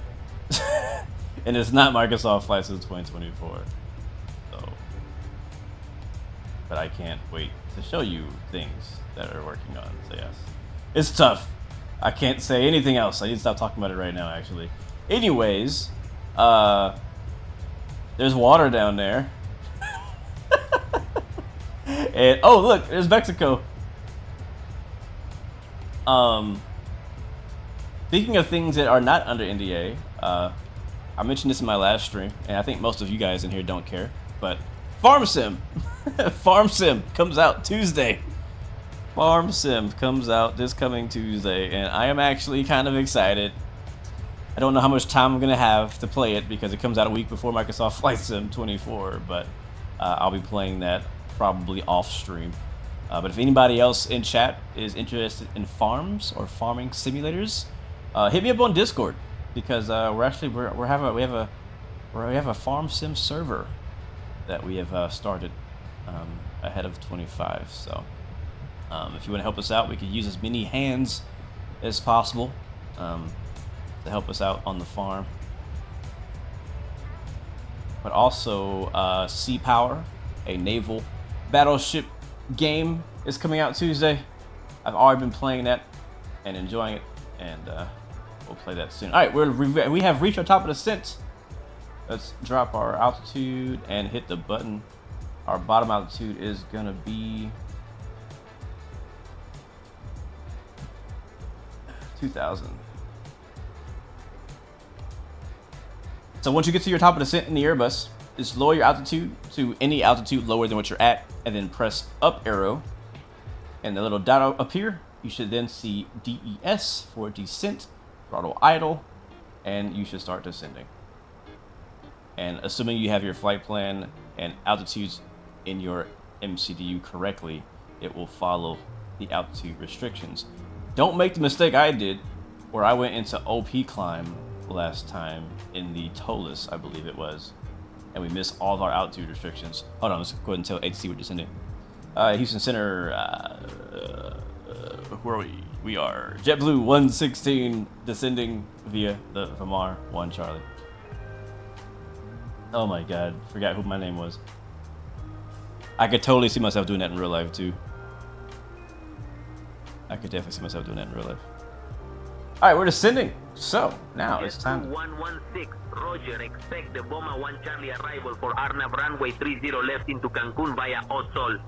Yeah, he has a freaking Spanish accent. That's amazing. Currently severe icing near Colorado Springs. Oh, that's dope. I'm so excited about flying in the winter, man. I love flying in the winter. JetBlue 116, descend via Voma 1 Charlie for the Arnab runway 30 left approach into Cancun via Otsol QNH 1008. That's a lot of stuff he told me just now. Hold on. Let me take it slow. All right, descend via Voma 1 Charlie for RNAV runway 30 left approach into Cancun via Ostol QNH 1008 JetBlue 116. Gracias. All right. Yeah, we're descending. I got my speed brakes out because it was going quick. We were descending quick.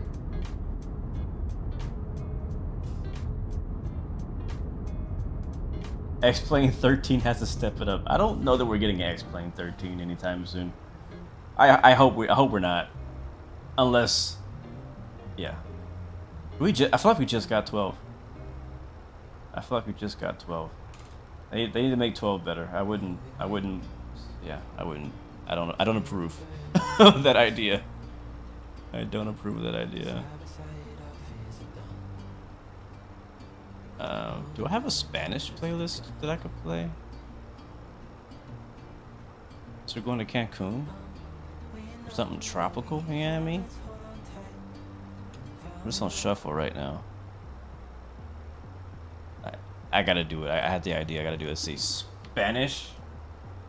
Actually, do salsa. I like salsa.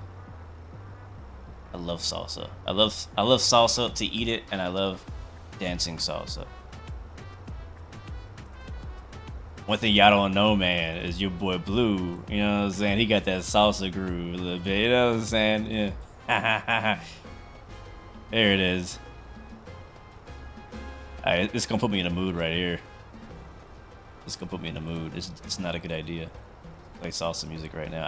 I get in this salsa mood, and I start listening to a bunch of salsa, and the next thing you know, I'm at the restaurant dancing salsa with somebody. Anyways, we are descending into Cancun via the Voma 1 Charlie. Let's go ahead and put in enter our destination data. It's gonna be right here. METAR Cancun showing 6 miles visibility still 280, 5 knots. Go to next phase. And 280/5 for mag wind. The QNH is 10. Wait, does Mexico go by QNH?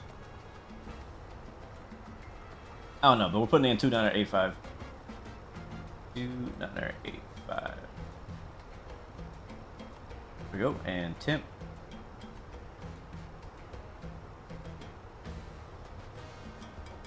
I am not LeBron James. But I'll accept that compliment. 29 is temp.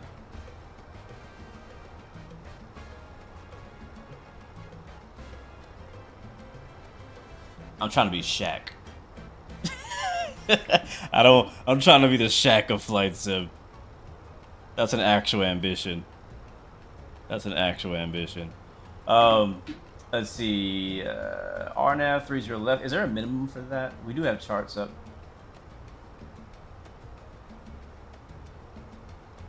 Let's see, Navigraph.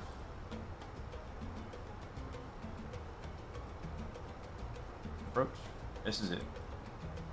Yeah, LNAV.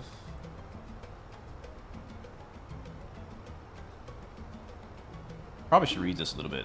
Alright, final approach course 305. Mandatory 2000 at uniform November 631. And then the minimums will be at, is this minimums? I think this is minimums, 460. Double check the bottom. Yeah, 460 on the LNAV. Circle to land 480. Do 460.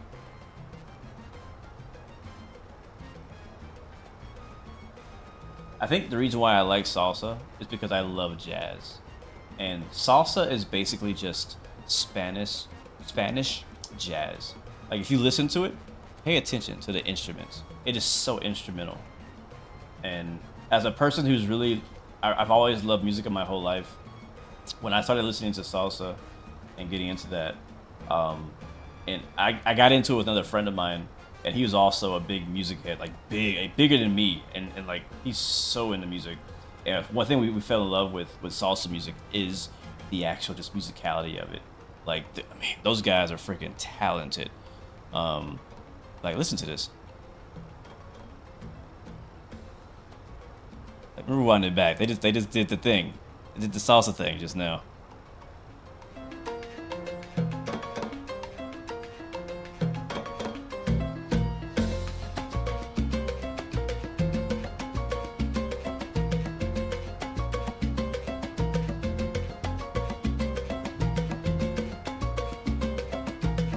Like, that right there is just a repeat. They put so much flavor on it. Watch this.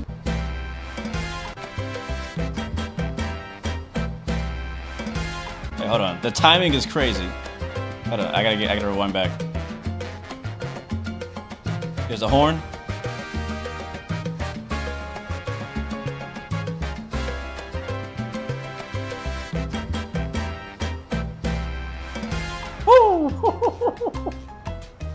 Oh, they slowed the tempo down. It's for my music heads out there. You'll appreciate this.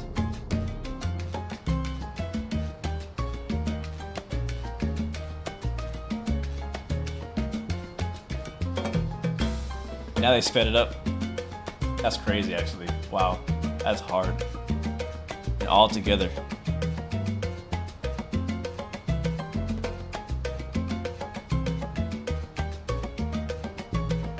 And let me tell you, the most important position on a salsa band is the guy with the cowbell.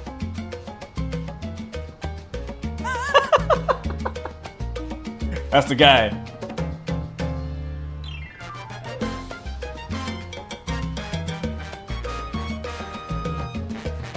I feel like I'm playing Tropico right now.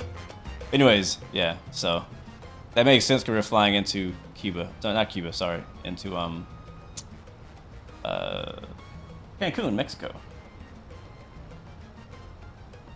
Alright, we're passing 19,000 feet, descending via the Voma 1 Charlie arrival.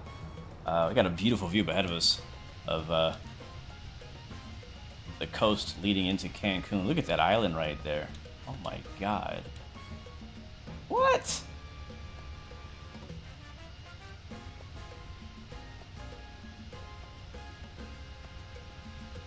Yeah, that tempo switch up was crazy, man.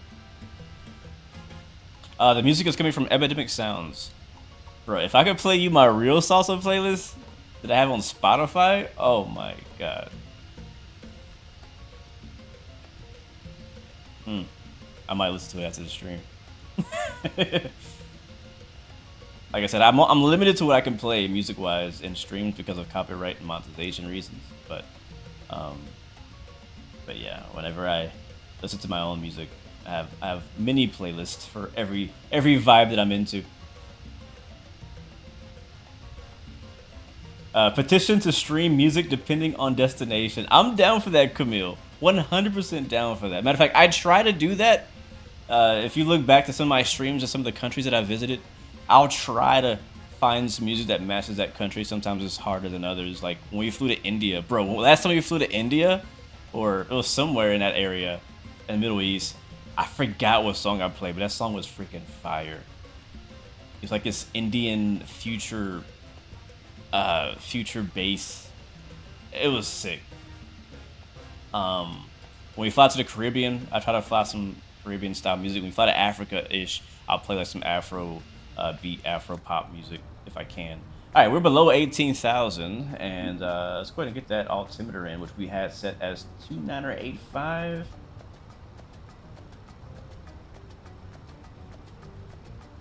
You're almost there, chat. Almost there. You guys are almost to your vacation in Cancun. You can already hear the music from up here. That's not me.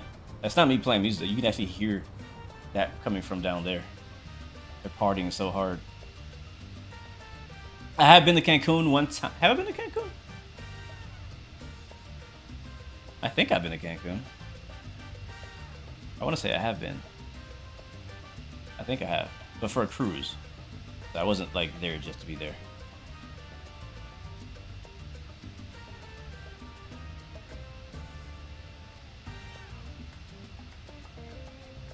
I also like bachata as well, for those who know what that is. Bachata, merengue. All of it. All of it. So, I used to, since we're on the subject, I used to actually go dancing in my city. There's actually a guy who's a part of a band that I talked to about this recently, because he still plays in a salsa band. And he's also a flight simmer who I met on the ramp, which was crazy. Small world. But he, at 14,000, we're good. I used to, every week, like twice a week, go to different restaurants and places to go dance salsa. And then I got to one point where I was traveling to other cities to go dance salsa and other Caribbean dances. And so, yeah, that was good times. Yeah, Element, bro, we gotta definitely trade playlists for sure, like 100%. Like, after this is over, I'll DM you. Like, I'll get you added to, like, my personal, well, not add you to my account, but, like, what is going on there? I hope this scenery works, because we might have to divert. Okay, it's loading in. Jesus. But yeah, I was gonna say, yeah, I'll share you my playlist when this is over. You're 19 miles from DWA. What are you flying, Cass? What type of plane are you flying?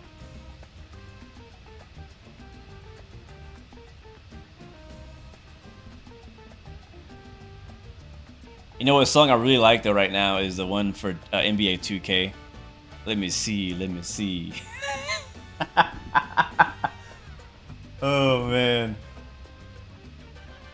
Oh, you're in the Mooney. I haven't flown that plane in forever. Did you know? I think you're pretty new to this hobby, Cass, but did you know that the Mooney was the very first payware aircraft for Microsoft Flight Sim 2020? Like the absolute first one. Yeah. So, and I reviewed it back then. I was pretty excited because I was like, "Wow, a payware plane for 2020! Like, what's it gonna be like?" JetBlue 116, contact Cancun approach on 122.7. Wait, no. 1226 00 JetBlue 116. I think I said that wrong. No, it's 7. Oops. It's 7. I'm over there anyways. Cancun approach JetBlue 116, descending via whatever, at 10,000. What the heck are we descending via? Sometimes I can't take AI ATC seriously. JetBlue 116 Cancun approach identified. Good afternoon, Cancun QNH 1008. Yeah, he's giving me QNHs. Avid 904 heavy contact Cancun Tower on 118.1. Alright, so do that. Oh, here we are. Alright, so Cancun should be right here. We are here. The airport should be on our right. Descending via whatever. I'm sorry. I couldn't look for it.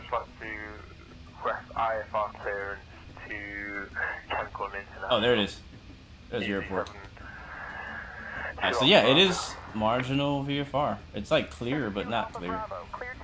And then here's like the city of Cancun. Camille, I'm using say intentions. I like how the AI in ATC didn't correct me though.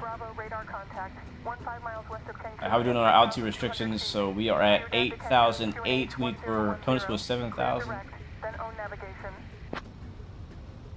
It's ILS. Alright, we're good. Delta 5128, say again. We're good. Looking for the traffic 5128. I mean, I would be using real ATC if there were real ATC here, but there are no real ATC people here, so I'm using AI. Cleared for the RNAV runway 30 left approach. Isn't that the purpose of AI, to replace humans when they're incapable? Actually. Oh yeah, so there's ATC south of here for Nicaragua. trying to pronounce it with the accent. Honduras, Guatemala, Belize, all of that. There's like there's a controller down there, but not up here.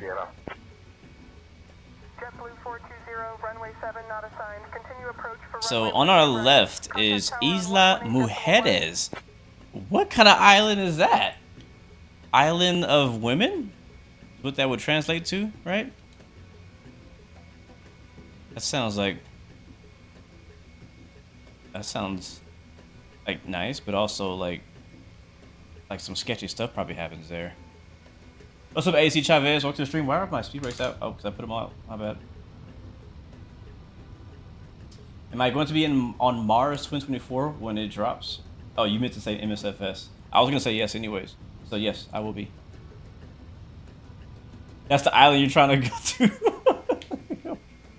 Does it come with traffic like in X-Plane 12? No, but it does support X-Plane 12, so you can use this same AI system I'm using for X-Plane 12. Matter of fact, I believe it's the only AI ATC program available for X-Plane. I could be wrong about that, but only one that I know about. Only one that I know about. It is a little cloudy out here. We're at 5,000 feet. We're on a downwind now. Runway 30 left, I believe. With the Sharklets. Shark Week into Cancun. It's been a nice flight, man. Been a really nice flight. Now all we need to do is land the plane. To get that butter today, guys. Need to get that butter so I can add on to my 444,000 hours of Microsoft flight sim, or flight simming, I should say, not Microsoft, but flight simming. Let's see. Good afternoon, Sierra Bravo Whiskey 5420 with information Kilo. Alright, starting the replay now. Level 120. And we'll kill the music and we'll wait till we land on the ground in Cancun to enjoy some more salsa. Whiskey 5420 Cancun approach. Good afternoon. Ciudad de Cozumel QNH 1010. I believe actually I did dance salsa in Mexico. In runway 12 left approach. Where was that at? That was on the west side of Mexico, which would have been, what's the name of it? We crossed the border south of San Diego. We drove across the border. The Santa Anita? What was the name of it? It was a small town. Like Elizabeth something? Oh, I didn't drive that far. What the heck was it called? Yeah, I don't remember the name of the town. It was a small town in Mexico that we drove through with a group of us. I can't remember it. It was a beautiful drive though. I'm not sure if any of you guys have ever had the chance to do that, but driving across the border south of San Diego, it was my first time ever driving across the border into Mexico, and it could not be more different. Like, you're looking at America, you cross the border and it's distinctly Mexico. Like, it might not, like, it looks different. The houses look different, the people look different, everything looks very different. But what I meant by beautiful is like it was the mountains and the terrain was gorgeous on that drive.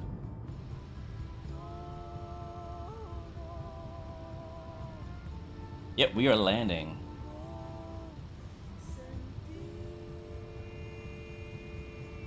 Oh yeah, I'm excited to see you guys in Rhode Island. All right, let's as I was trying to do, and I got distracted. We'll kill the music here, and we will get ready for landing. Croc 7 Tango Lima, Cancun approach. Good morning. Ciudad de Cancun. Again, expecting runway 30 left. We're flying the RNAV.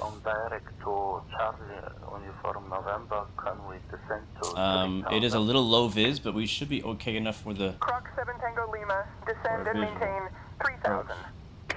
land lights should be on. I forgot to do that. Tango Lima, contact Cancun Tower on 118.1. Approach, this is Southwest 924, descending through 6,400, clear 3,000, inbound for the airbus, runway 12, right, Cancun.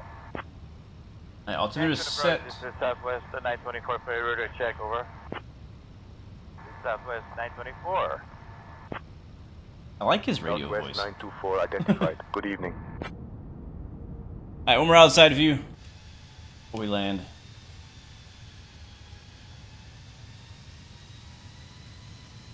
Thank you, Max Yeager, for the rose.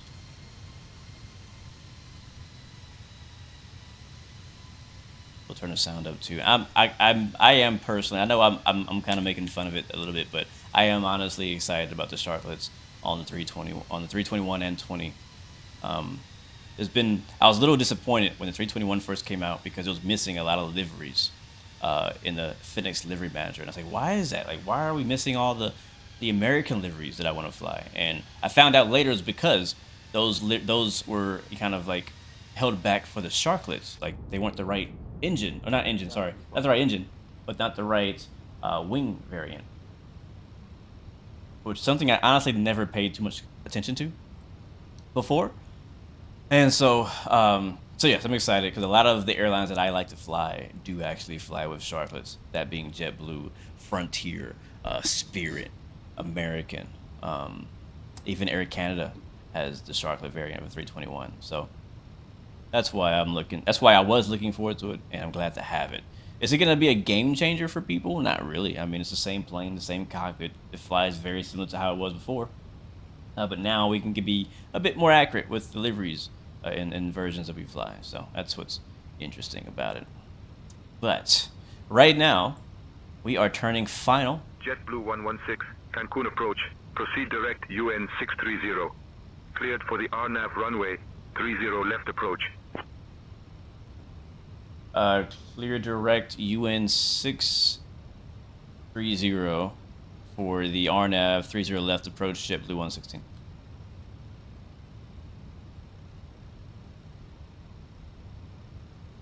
Yeah, that's what he said. Alright, so we're at 2,000 feet. We're going to stay at 2,000 feet until we get to 631. And then from there, we'll basically just fly it down visually. There ain't much to see. There's traffic right in front of us.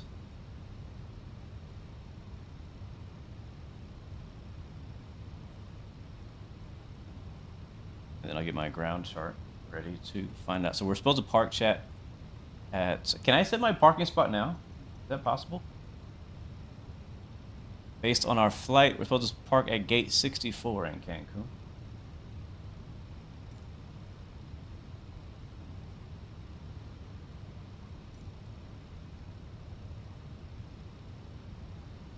This can't be all the gates.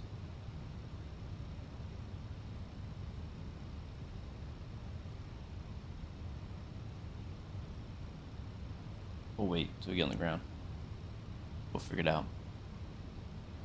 Alright, we're on a, why isn't it showing my, okay, I forgot we're not on ILS, that's why. We're pretty darn close, actually. Let's get those flaps down. JetBlue 116, contact Cancun Tower on 118.1. Over the tower, JetBlue 116. I just realized we're closer than I thought.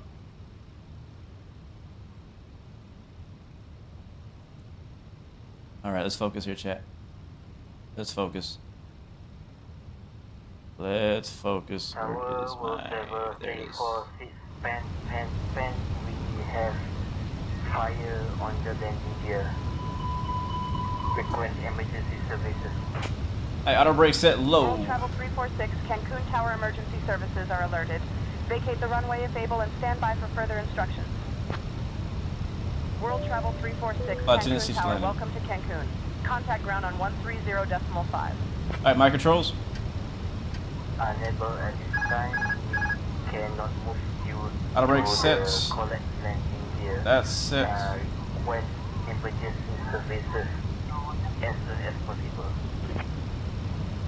0657 winds calm. Runway 30 left cleared for takeoff. 30 clear for takeoff. 0657. Alright, 143's approach. 3657. Got behind the plane a little bit there. Following. 0657. Alright, I hope we're good. I think we're good. And... Delta 344 on the go again. Gears down. Delta 344, wind 290 at 6, runway 30 left, clear to land. Might be a little high here. Cancun Tower Delta 344, we're established. 1 to right, cleared for takeoff. Cancun Tower, JetBlue 116, short final, 30 left. Yeah, we came in a little high. Speed is still coming back. 116, Cancun Tower, winds 280 at 11, runway 30 left, clear to land. There's traffic right in front of me. Clear to land, 30 left, JetBlue 116. 1000. Ooh, we are coming in hot. Coming in hot. 100 above. 500. Minimum. Tower Delta 488, 2000, fully established, ILS 12 right. Delta 488, Cancun Tower, winds 080 at 4. 100. Runway 12 right, clear to land. 50. 40. Clear to land, Delta 488. Departure 5 Tango Sierra. 20. Retard. Man, we slid over. 5 Tango Sierra, pass your message. Not an A380 Blue. I was expecting to land way sooner. Croc 7 Tango Lima, Cancun Tower, winds 130 That was not pretty. I don't like that at all. Runway 12 left, clear to land. I don't like that at all. Screw it, we're doing it again.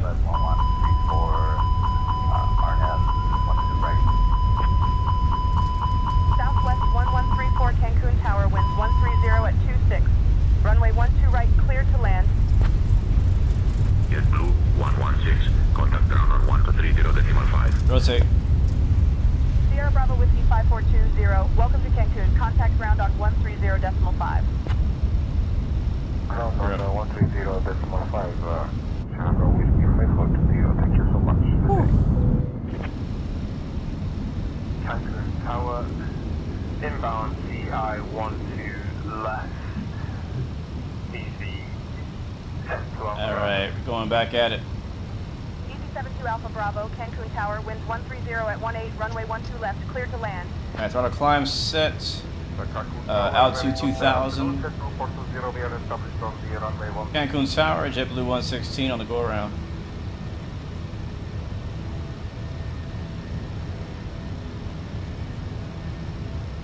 Alright, here comes 2000.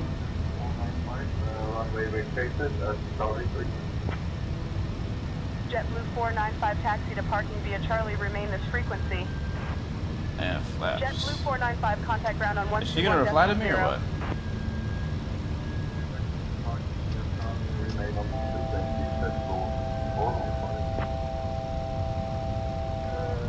Alright, we're all good, guys. We're okay. We are okay. Don't worry, we are okay. America 1157 Cancun Tower, runway 12 right. Cancun Tower, do you hear me? JetBlue 116 is on the go around.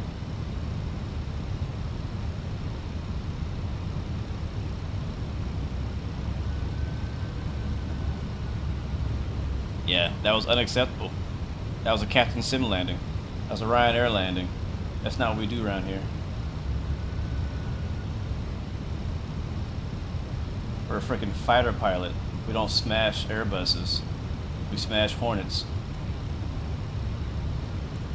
Alright, we're gonna go back to a base turn. 1380, contact Ciudad de Cancun, ground on 121.0. I don't think Cancun understands what I want because she's not replying to me.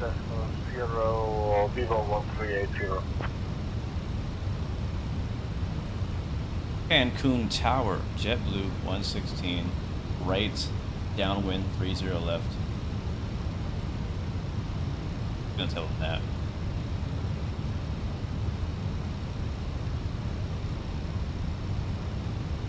JetBlue 116, winds 270 at 7, runway 30 left, clear to land. Nice, thank you. Runway 30 left for the land, JetBlue 116. Alright, when we get there, we'll be clear.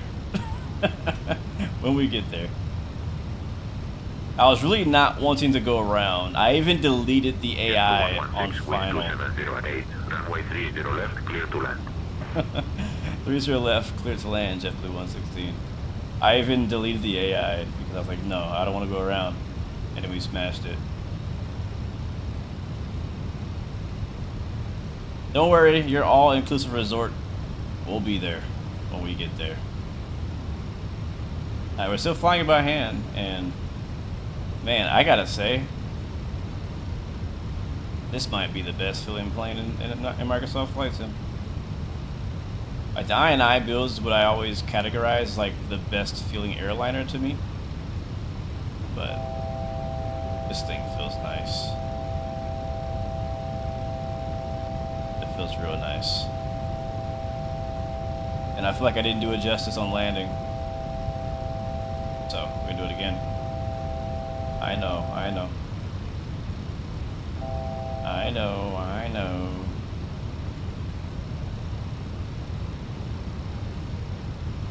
Alright, we should be able to turn here in about 5 miles. We'll make our turn back in.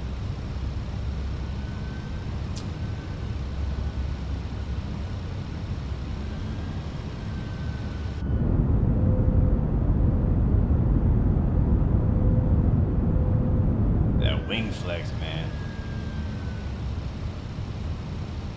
What we can do is we can get autopilot to help us again by basically turning it on. It's gonna fly the heading that we're on, and then we can actually reconnect here at 631 at 2,000 feet. Where are you going?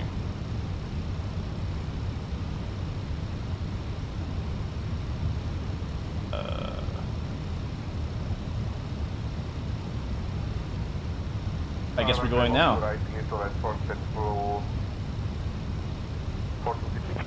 I don't know why it's turning. JetBlue 420 negative, say again. But sure. Oh, I know why. I know why now. I know why. It was in nav mode. No, keep coming right. Coming right. Ah, screw it. I'll fly it. I'll fly it. It's easy. Cancun Tower, runway 12 right, line up and wait. Line up and wait, Airbus 2042. And 049er at 7. Runway 12 right, cleared for takeoff. Alright, no go rounds this time, fellas. We're committed. Cleared for takeoff, Airbus 2042. Contact departure. Contact departure, Airbus 2042. Have a good evening. Alright, we're turning final. We're at 1,700 feet. Let's get our speed back. Oop, oh my god.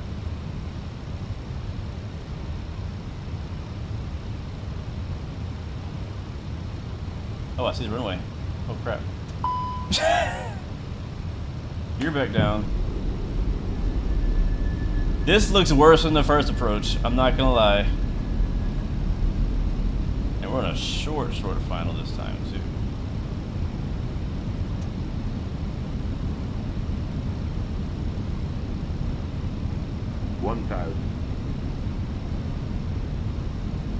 Let's see if we can save it. Tower, Airbus 2042, holding short of runway 12 right, ready for departure. Line up and wait, Airbus 2042. Oh my god, are you serious? Wind 100 at 12. I might have to go around right, again. Cleared for takeoff. This is worse than the first time. Did we not learn? Tower 03857, holding short, runway 30. Cirrus Tree 8657, Cancun Tower, line up and wait. Line up and wait. I mean, I could put it down. Think rate. I could put it down. 40. Why do you go to the right though, man? The runway is that way. 20. Retard. Ah, screw it. Ah. So annoying. Like, I was on centerline until, like, the flare. Even though our speed was horrible. Going around again, chat. Number 2.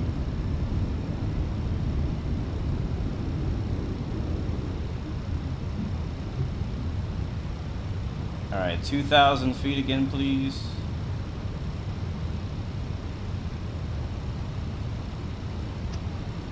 speed back. If you control the speed, if you don't mind. Auto throttle back on. Be 210 knots. Uniform. And put me on a right. Roger. Radar services terminated. Downwind leg. VFR. Frequency change approved. Alright, bring that nose down. Here comes 2,000 feet. Taking a scenic route. It's like, you know, when you go on cruises and they just park the boat in the water for like a couple days and tell you that it's going to take 2 days to get there. That's what's happening right now. I'm fired. I blame the Sharklets. No, it's not their fault. I can't blame them. Hey, I'm not fired because you're not dead. So, did you die? No. Well, we'll see when we get there.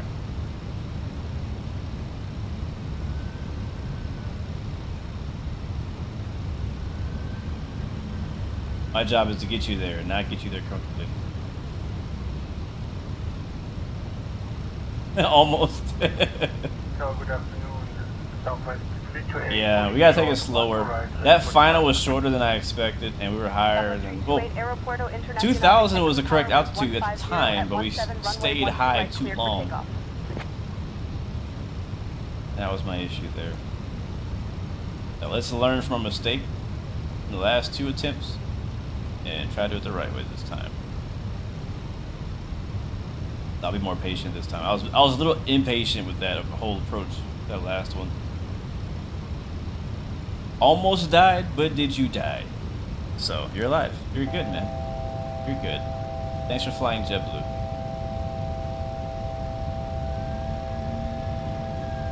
Make sure you come back for more rewards points. And hopefully you'll fly mint class next time.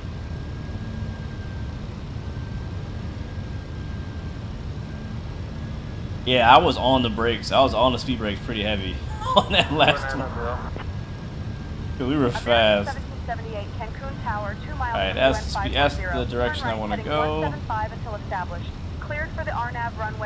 autopilot back on. We'll rest our hands for a bit. And we'll extend the downwind this time, take our time. Turn on auto land, that will be bad.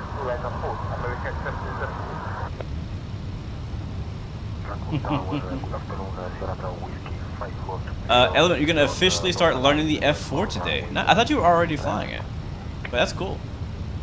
Sierra Bravo Whiskey 5420 Cancun Tower, winds 140 at 19er. Runway 12 left, clear to land. Copy the wind, clear to land. Runway 12 left, Sierra Bravo Whiskey 5420. So with the American 778 ILS number 1 correct. We do have flaps 1 in still. Now, one thing I learned from yesterday's I&I build stream was that the A321 has an additional flap in the back. I didn't know that. Announce the cabin. I guess I probably should let them know what's going on. I should let them know what's going on. Hold on, let me tell them. Tower, JetBlue 114. On taxiway Charles Charlie entering currently 9. We are ready for departure. JetBlue 114, Aeropuerto Internacional de Cancun Tower, winds 129er at 8 runway 12, right cleared for takeoff. Ladies and gentlemen from the flight deck, this is your captain speaking. Just want to update you on the flight status. I want to apologize that we had to do a couple aborted takeoffs due to various reasons. The first one was because of traffic was in the way of our landing. The second attempt was because of a bird that we saw. So nothing to worry about. The aircraft is still working perfectly fine. We have plenty of fuel on board, and we'll get you down in the next 5 minutes. We ask that you remain in your seats. It also goes for the flight attendants as well, and we'll be landing in Cancun soon. I want to thank you guys for flying mid-class and flying JetBlue. Be there soon. Thanks, folks. Clear to land, runway 12. Alright, now they know. Now they know. Now they're aware of what's going on. So, we're on contact ground on 130. right downwind. Airport is back there. I'm gonna fly back out to UN 630, and we'll hit that at 2,000. A little bit of traffic around us, but nothing to worry about.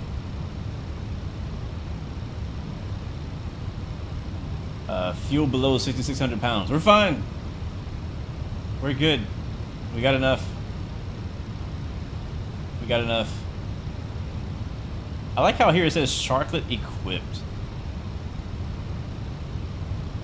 That's interesting. Real cap. My flaps right now are only at 1, flap 1. JetBlue 14, contact departure on 120.4. Don't need any more than that. Departure 120.4. Which is basically nothing. It just drops the slats down in the front. But it looks good from the outside.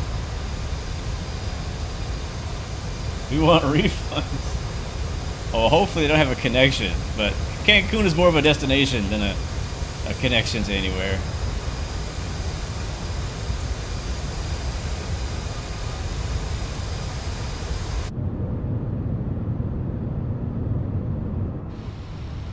Alright, we can go ahead and turn right using the heading mode. Services are on their way. Evacuate if possible. Stand by. This time we'll actually slow down ahead of time.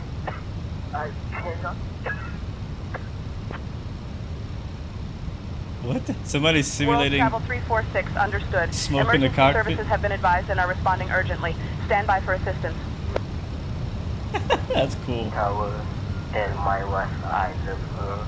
That'd be kind of cool to do one day, is to simulate either hypoxia or like smoke in the cockpit to see what ATC does. Yeah, the wing flex is nice. Definitely good dub for Phoenix. Yep, dude's dying on that too.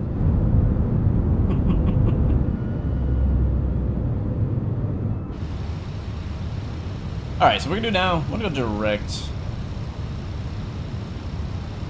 to UN 630. I think it's this one, right? Yeah, insert. Here we go. Alright, we're direct, we're back on nav mode. We can slow down. I think what threw me off was the distance. I thought we were much farther away than we were. It's a very simple approach. There's nothing crazy about it. Another thing I gotta watch out for is that sliding to the right before touchdown.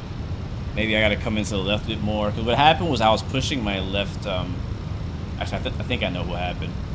I was pushing my left rudder pedal down. So we'll try that.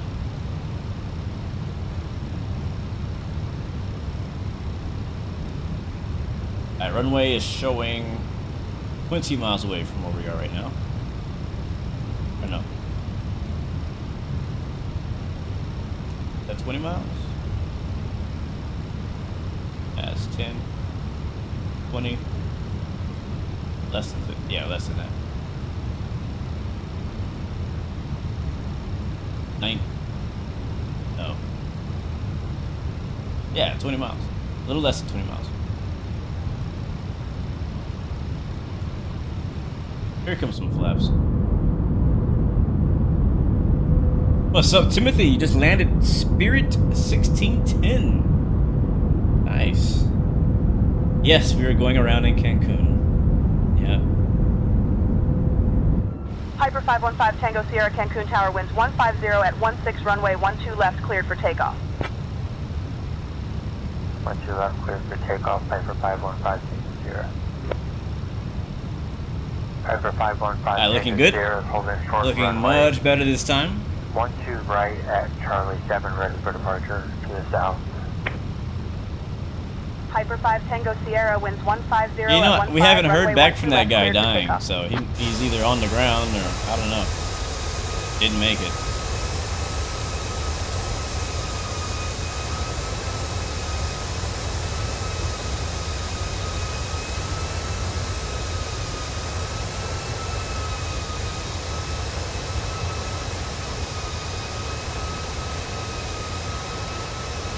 American 1910, we are ready for takeoff.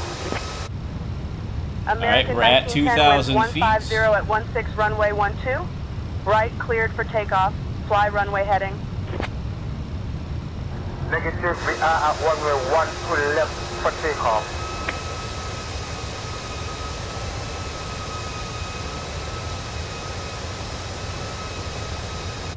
A little too far for the gear down, so we'll wait just a little bit longer. And we'll stay at 2,000 feet for the next like 3 to 4 miles. Yep, third time's a charm, right, chat? What do you think? You think we got it this time? We're gonna smash it? We're gonna go around. We might have to just live with whatever we get this time. Might have to live with it. Alright, gear's coming down now. Oh, it froze.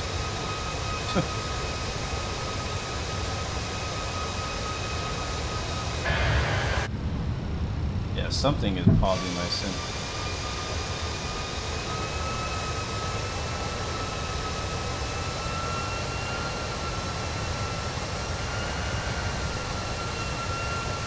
Nice. Alright, chat. Let's lock in. Let's lock in.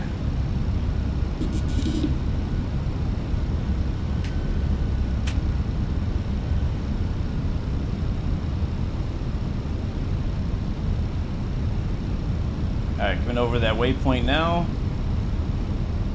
I can see the runway just barely underneath this cloud. Feet's coming back. Another notch of flaps. Gears down, auto brake is set. Land lights are on. Cancun Tower, JetBlue 116. Final 30 left.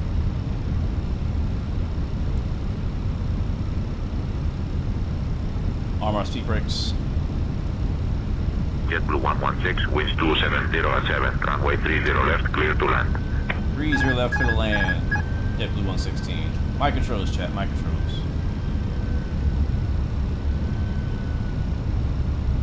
Alright, here we go.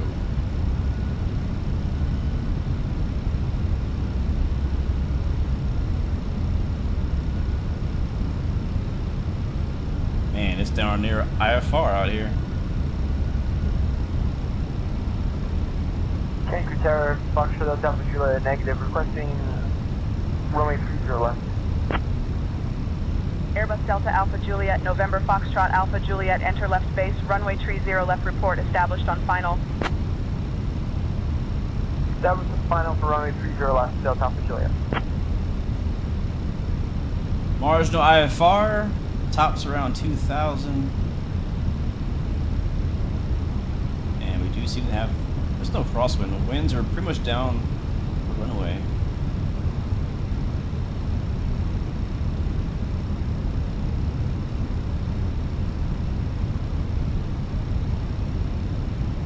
Looking much more stable this time around. 1,000. Leads are good.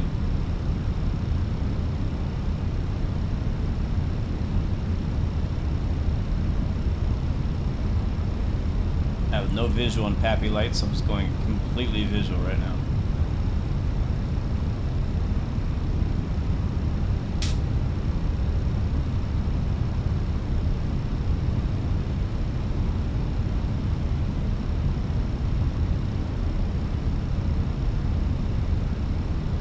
Above. 500.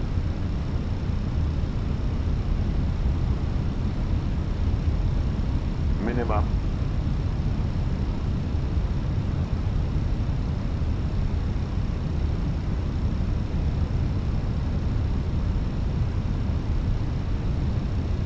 Depart for American 1910.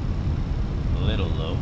I think we're Cancun good. Tower, Piper 515, Tango Sierra, hold the short, 12 right, ready for departure to the south. 100. Yep, crosswind. 50. 40. 30. Come on, baby. 20. Retard. 5.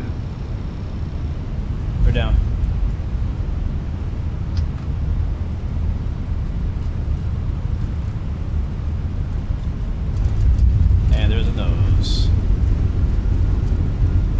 time's a charm.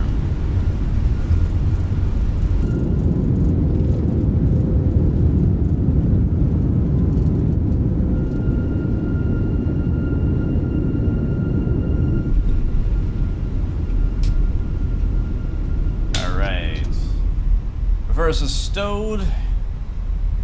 And manual braking. We'll take this exit right here. No brake to vacate in the 321. JetBlue 420, welcome to Cancun. Contact ground on 130.5. Roger, contact ground 130.5 for JetBlue 420. Alright, while we're in the turn, we'll reach up and guard master. Gotta turn the seatbelts back on. Whoops. Yeah, this was a flight part of my pilot's life career. I definitely got fired. Definitely would have got fired. Flaps up.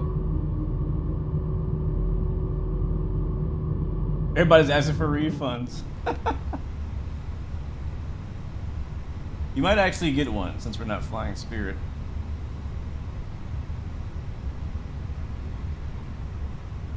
Alright, where do we park this thing? 864. 64. Where is that? Parking spots. I think they might have changed the numbers. They're more multiple.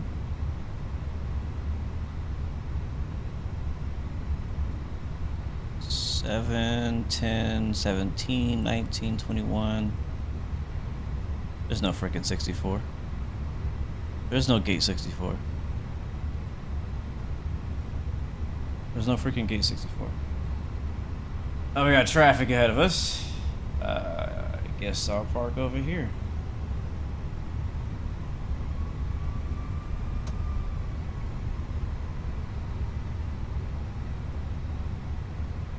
Oh, you know what? You're right. It does say A321 in the title.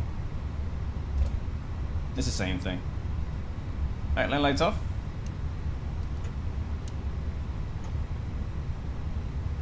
And how about we do my favorite Marshall cam?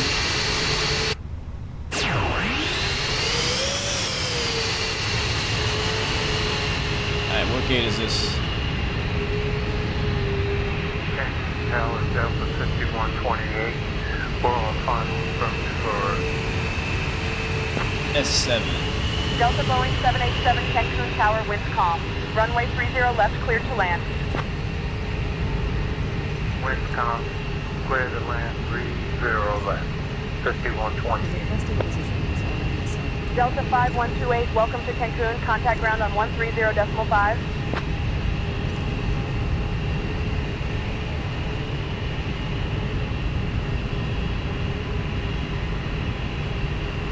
That works. Alright, bring it in.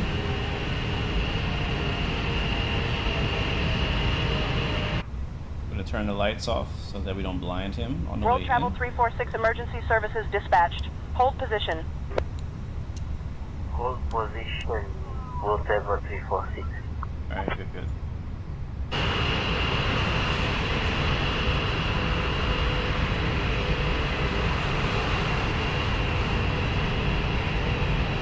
Hold on.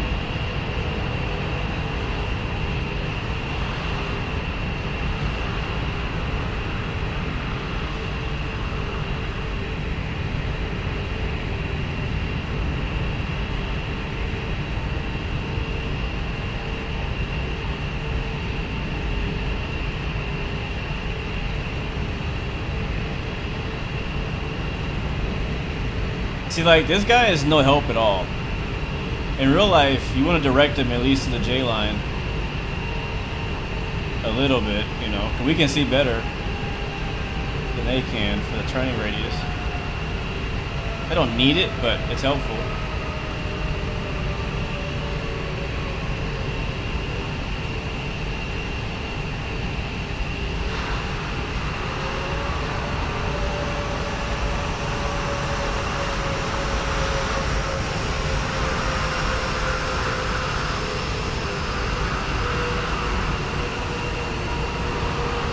Alright, brake set. Shut her down. Shut her down. And I think I'm actually going to shut it down this time. I want to hear the engine stop sequence sounds. All right, that's good to go. I'm going to do it from the outside too. Okay, fuse on.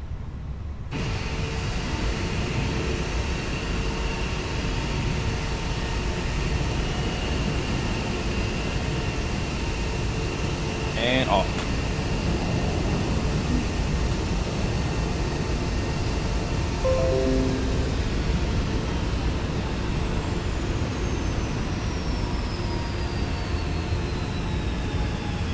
Ladies and gentlemen, welcome to Cancun.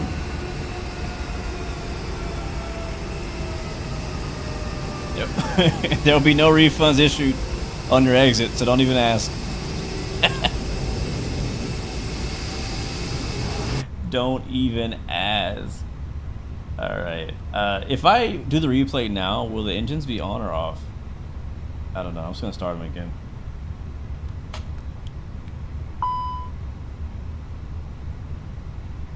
All right. What was our landing rating for those 3 landings that we did? Can it show me all 3?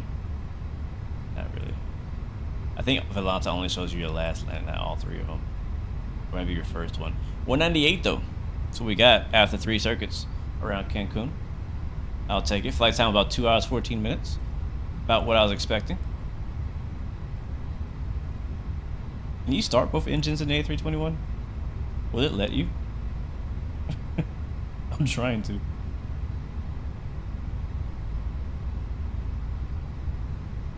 I don't know if it's gonna work. Yeah, engine start fault because I'm doing both engines. It doesn't like it. It doesn't like it. I'm glad they simulated that because a lot of planes would World just Travel 346 let you engine do shutdown. Approved emergency services on the way. A lot of them will let you do it. All right, let's clean some things up, and we'll go back and watch our replay here. We'll get off of Vatsim. Got it. Thanks for the update. We'll get off of the ATC. Bye. And we'll turn off the butt kicker too.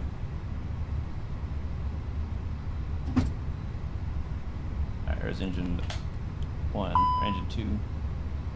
I think we broke engine 1. I think I actually broke it. Throttle lever, oh my throttle lever is not idle, that's what it says. It might work. Yeah, EGT is climbing.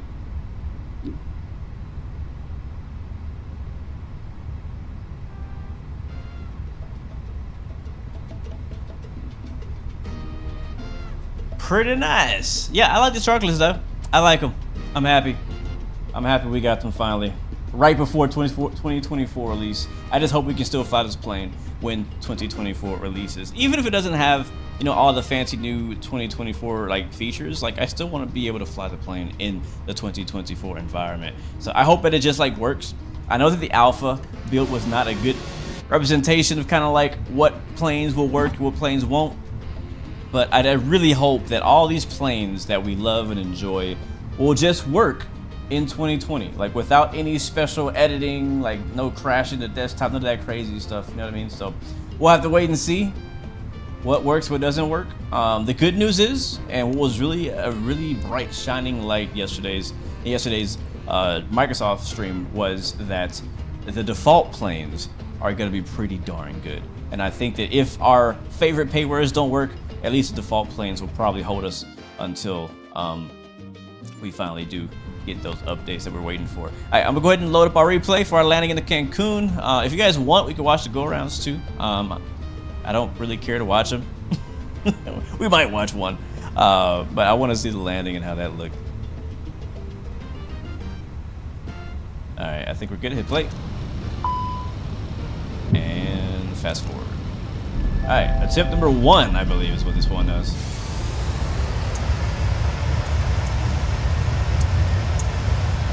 Oh, it froze. Yes, it took us 3 tries to land. Yes, it did.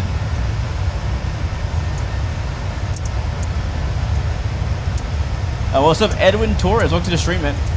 No 777 flying today. No 777 flying today for me.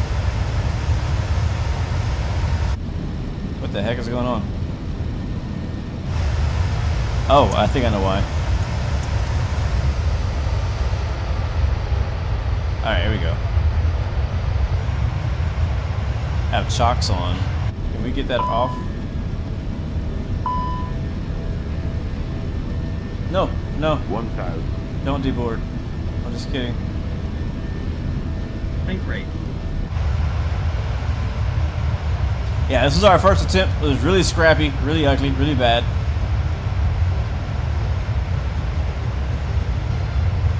This is what happens when you don't pay attention and you get behind the plane, as they say.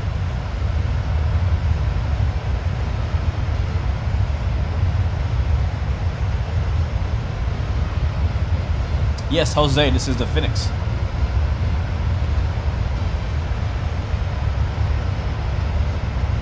Yeah, I flared early because I thought I was in the A380 for a second.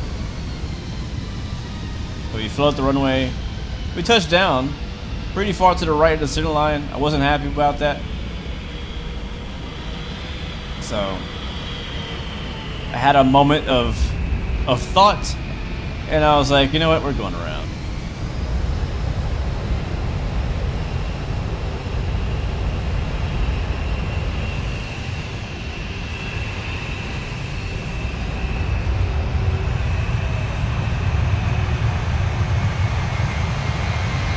Yeah, not a good landing, CJ.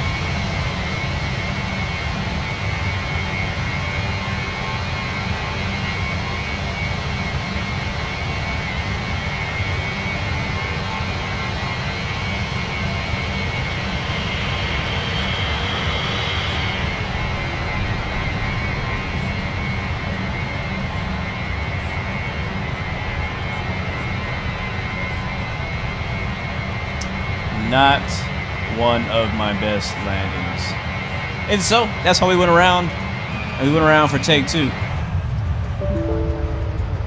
Okay, go away. Go away.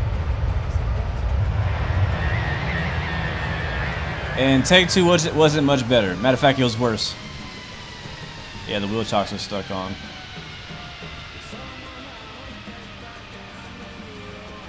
Take 2 was much worse than the first attempt.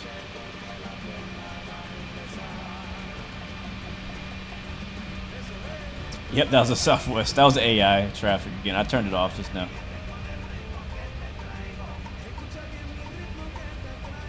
Kicked the throttle way too early. Slid to the right. Probably pulled back to the left. Landed basically off of the runway. And oh, that was much worse. I mean, I knew it was bad. I knew it was bad, but from the outside view, it was much worse.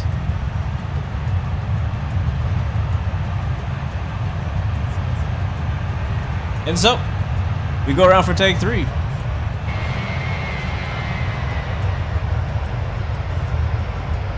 With a little bit more patience this time.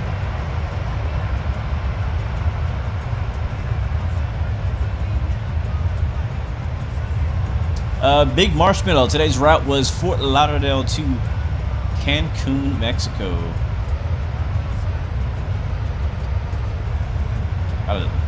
Normally only about an hour and a half flight. Took a little longer because we went around the weather.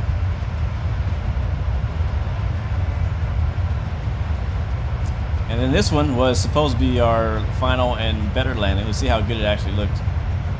We definitely had a crosswind from left to right. Stronger than what was reported. Flared a little early again. I've been so used to flying A380s. And then skirt. Not too bad. Just to the left of the center line that time. Here comes the nose. Look at the shaking of the flaps.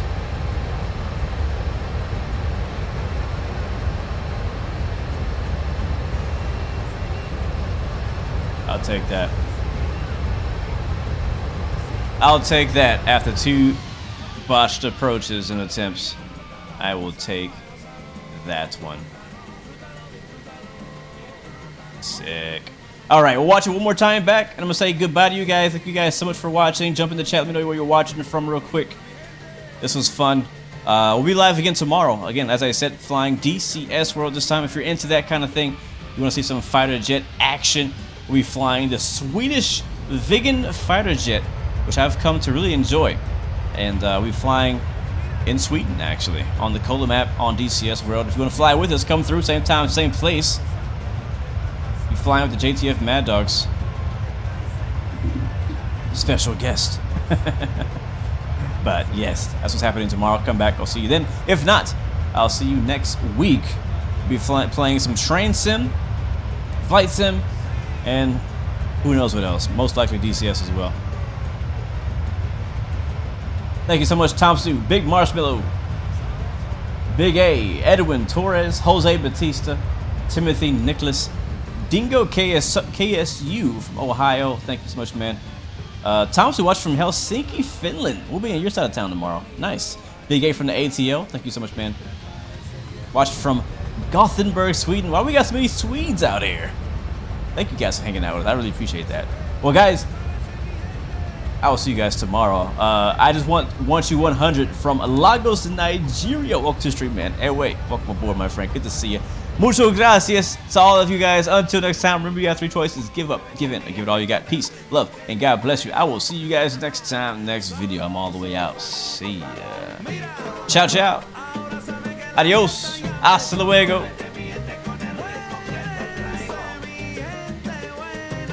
Mi gente.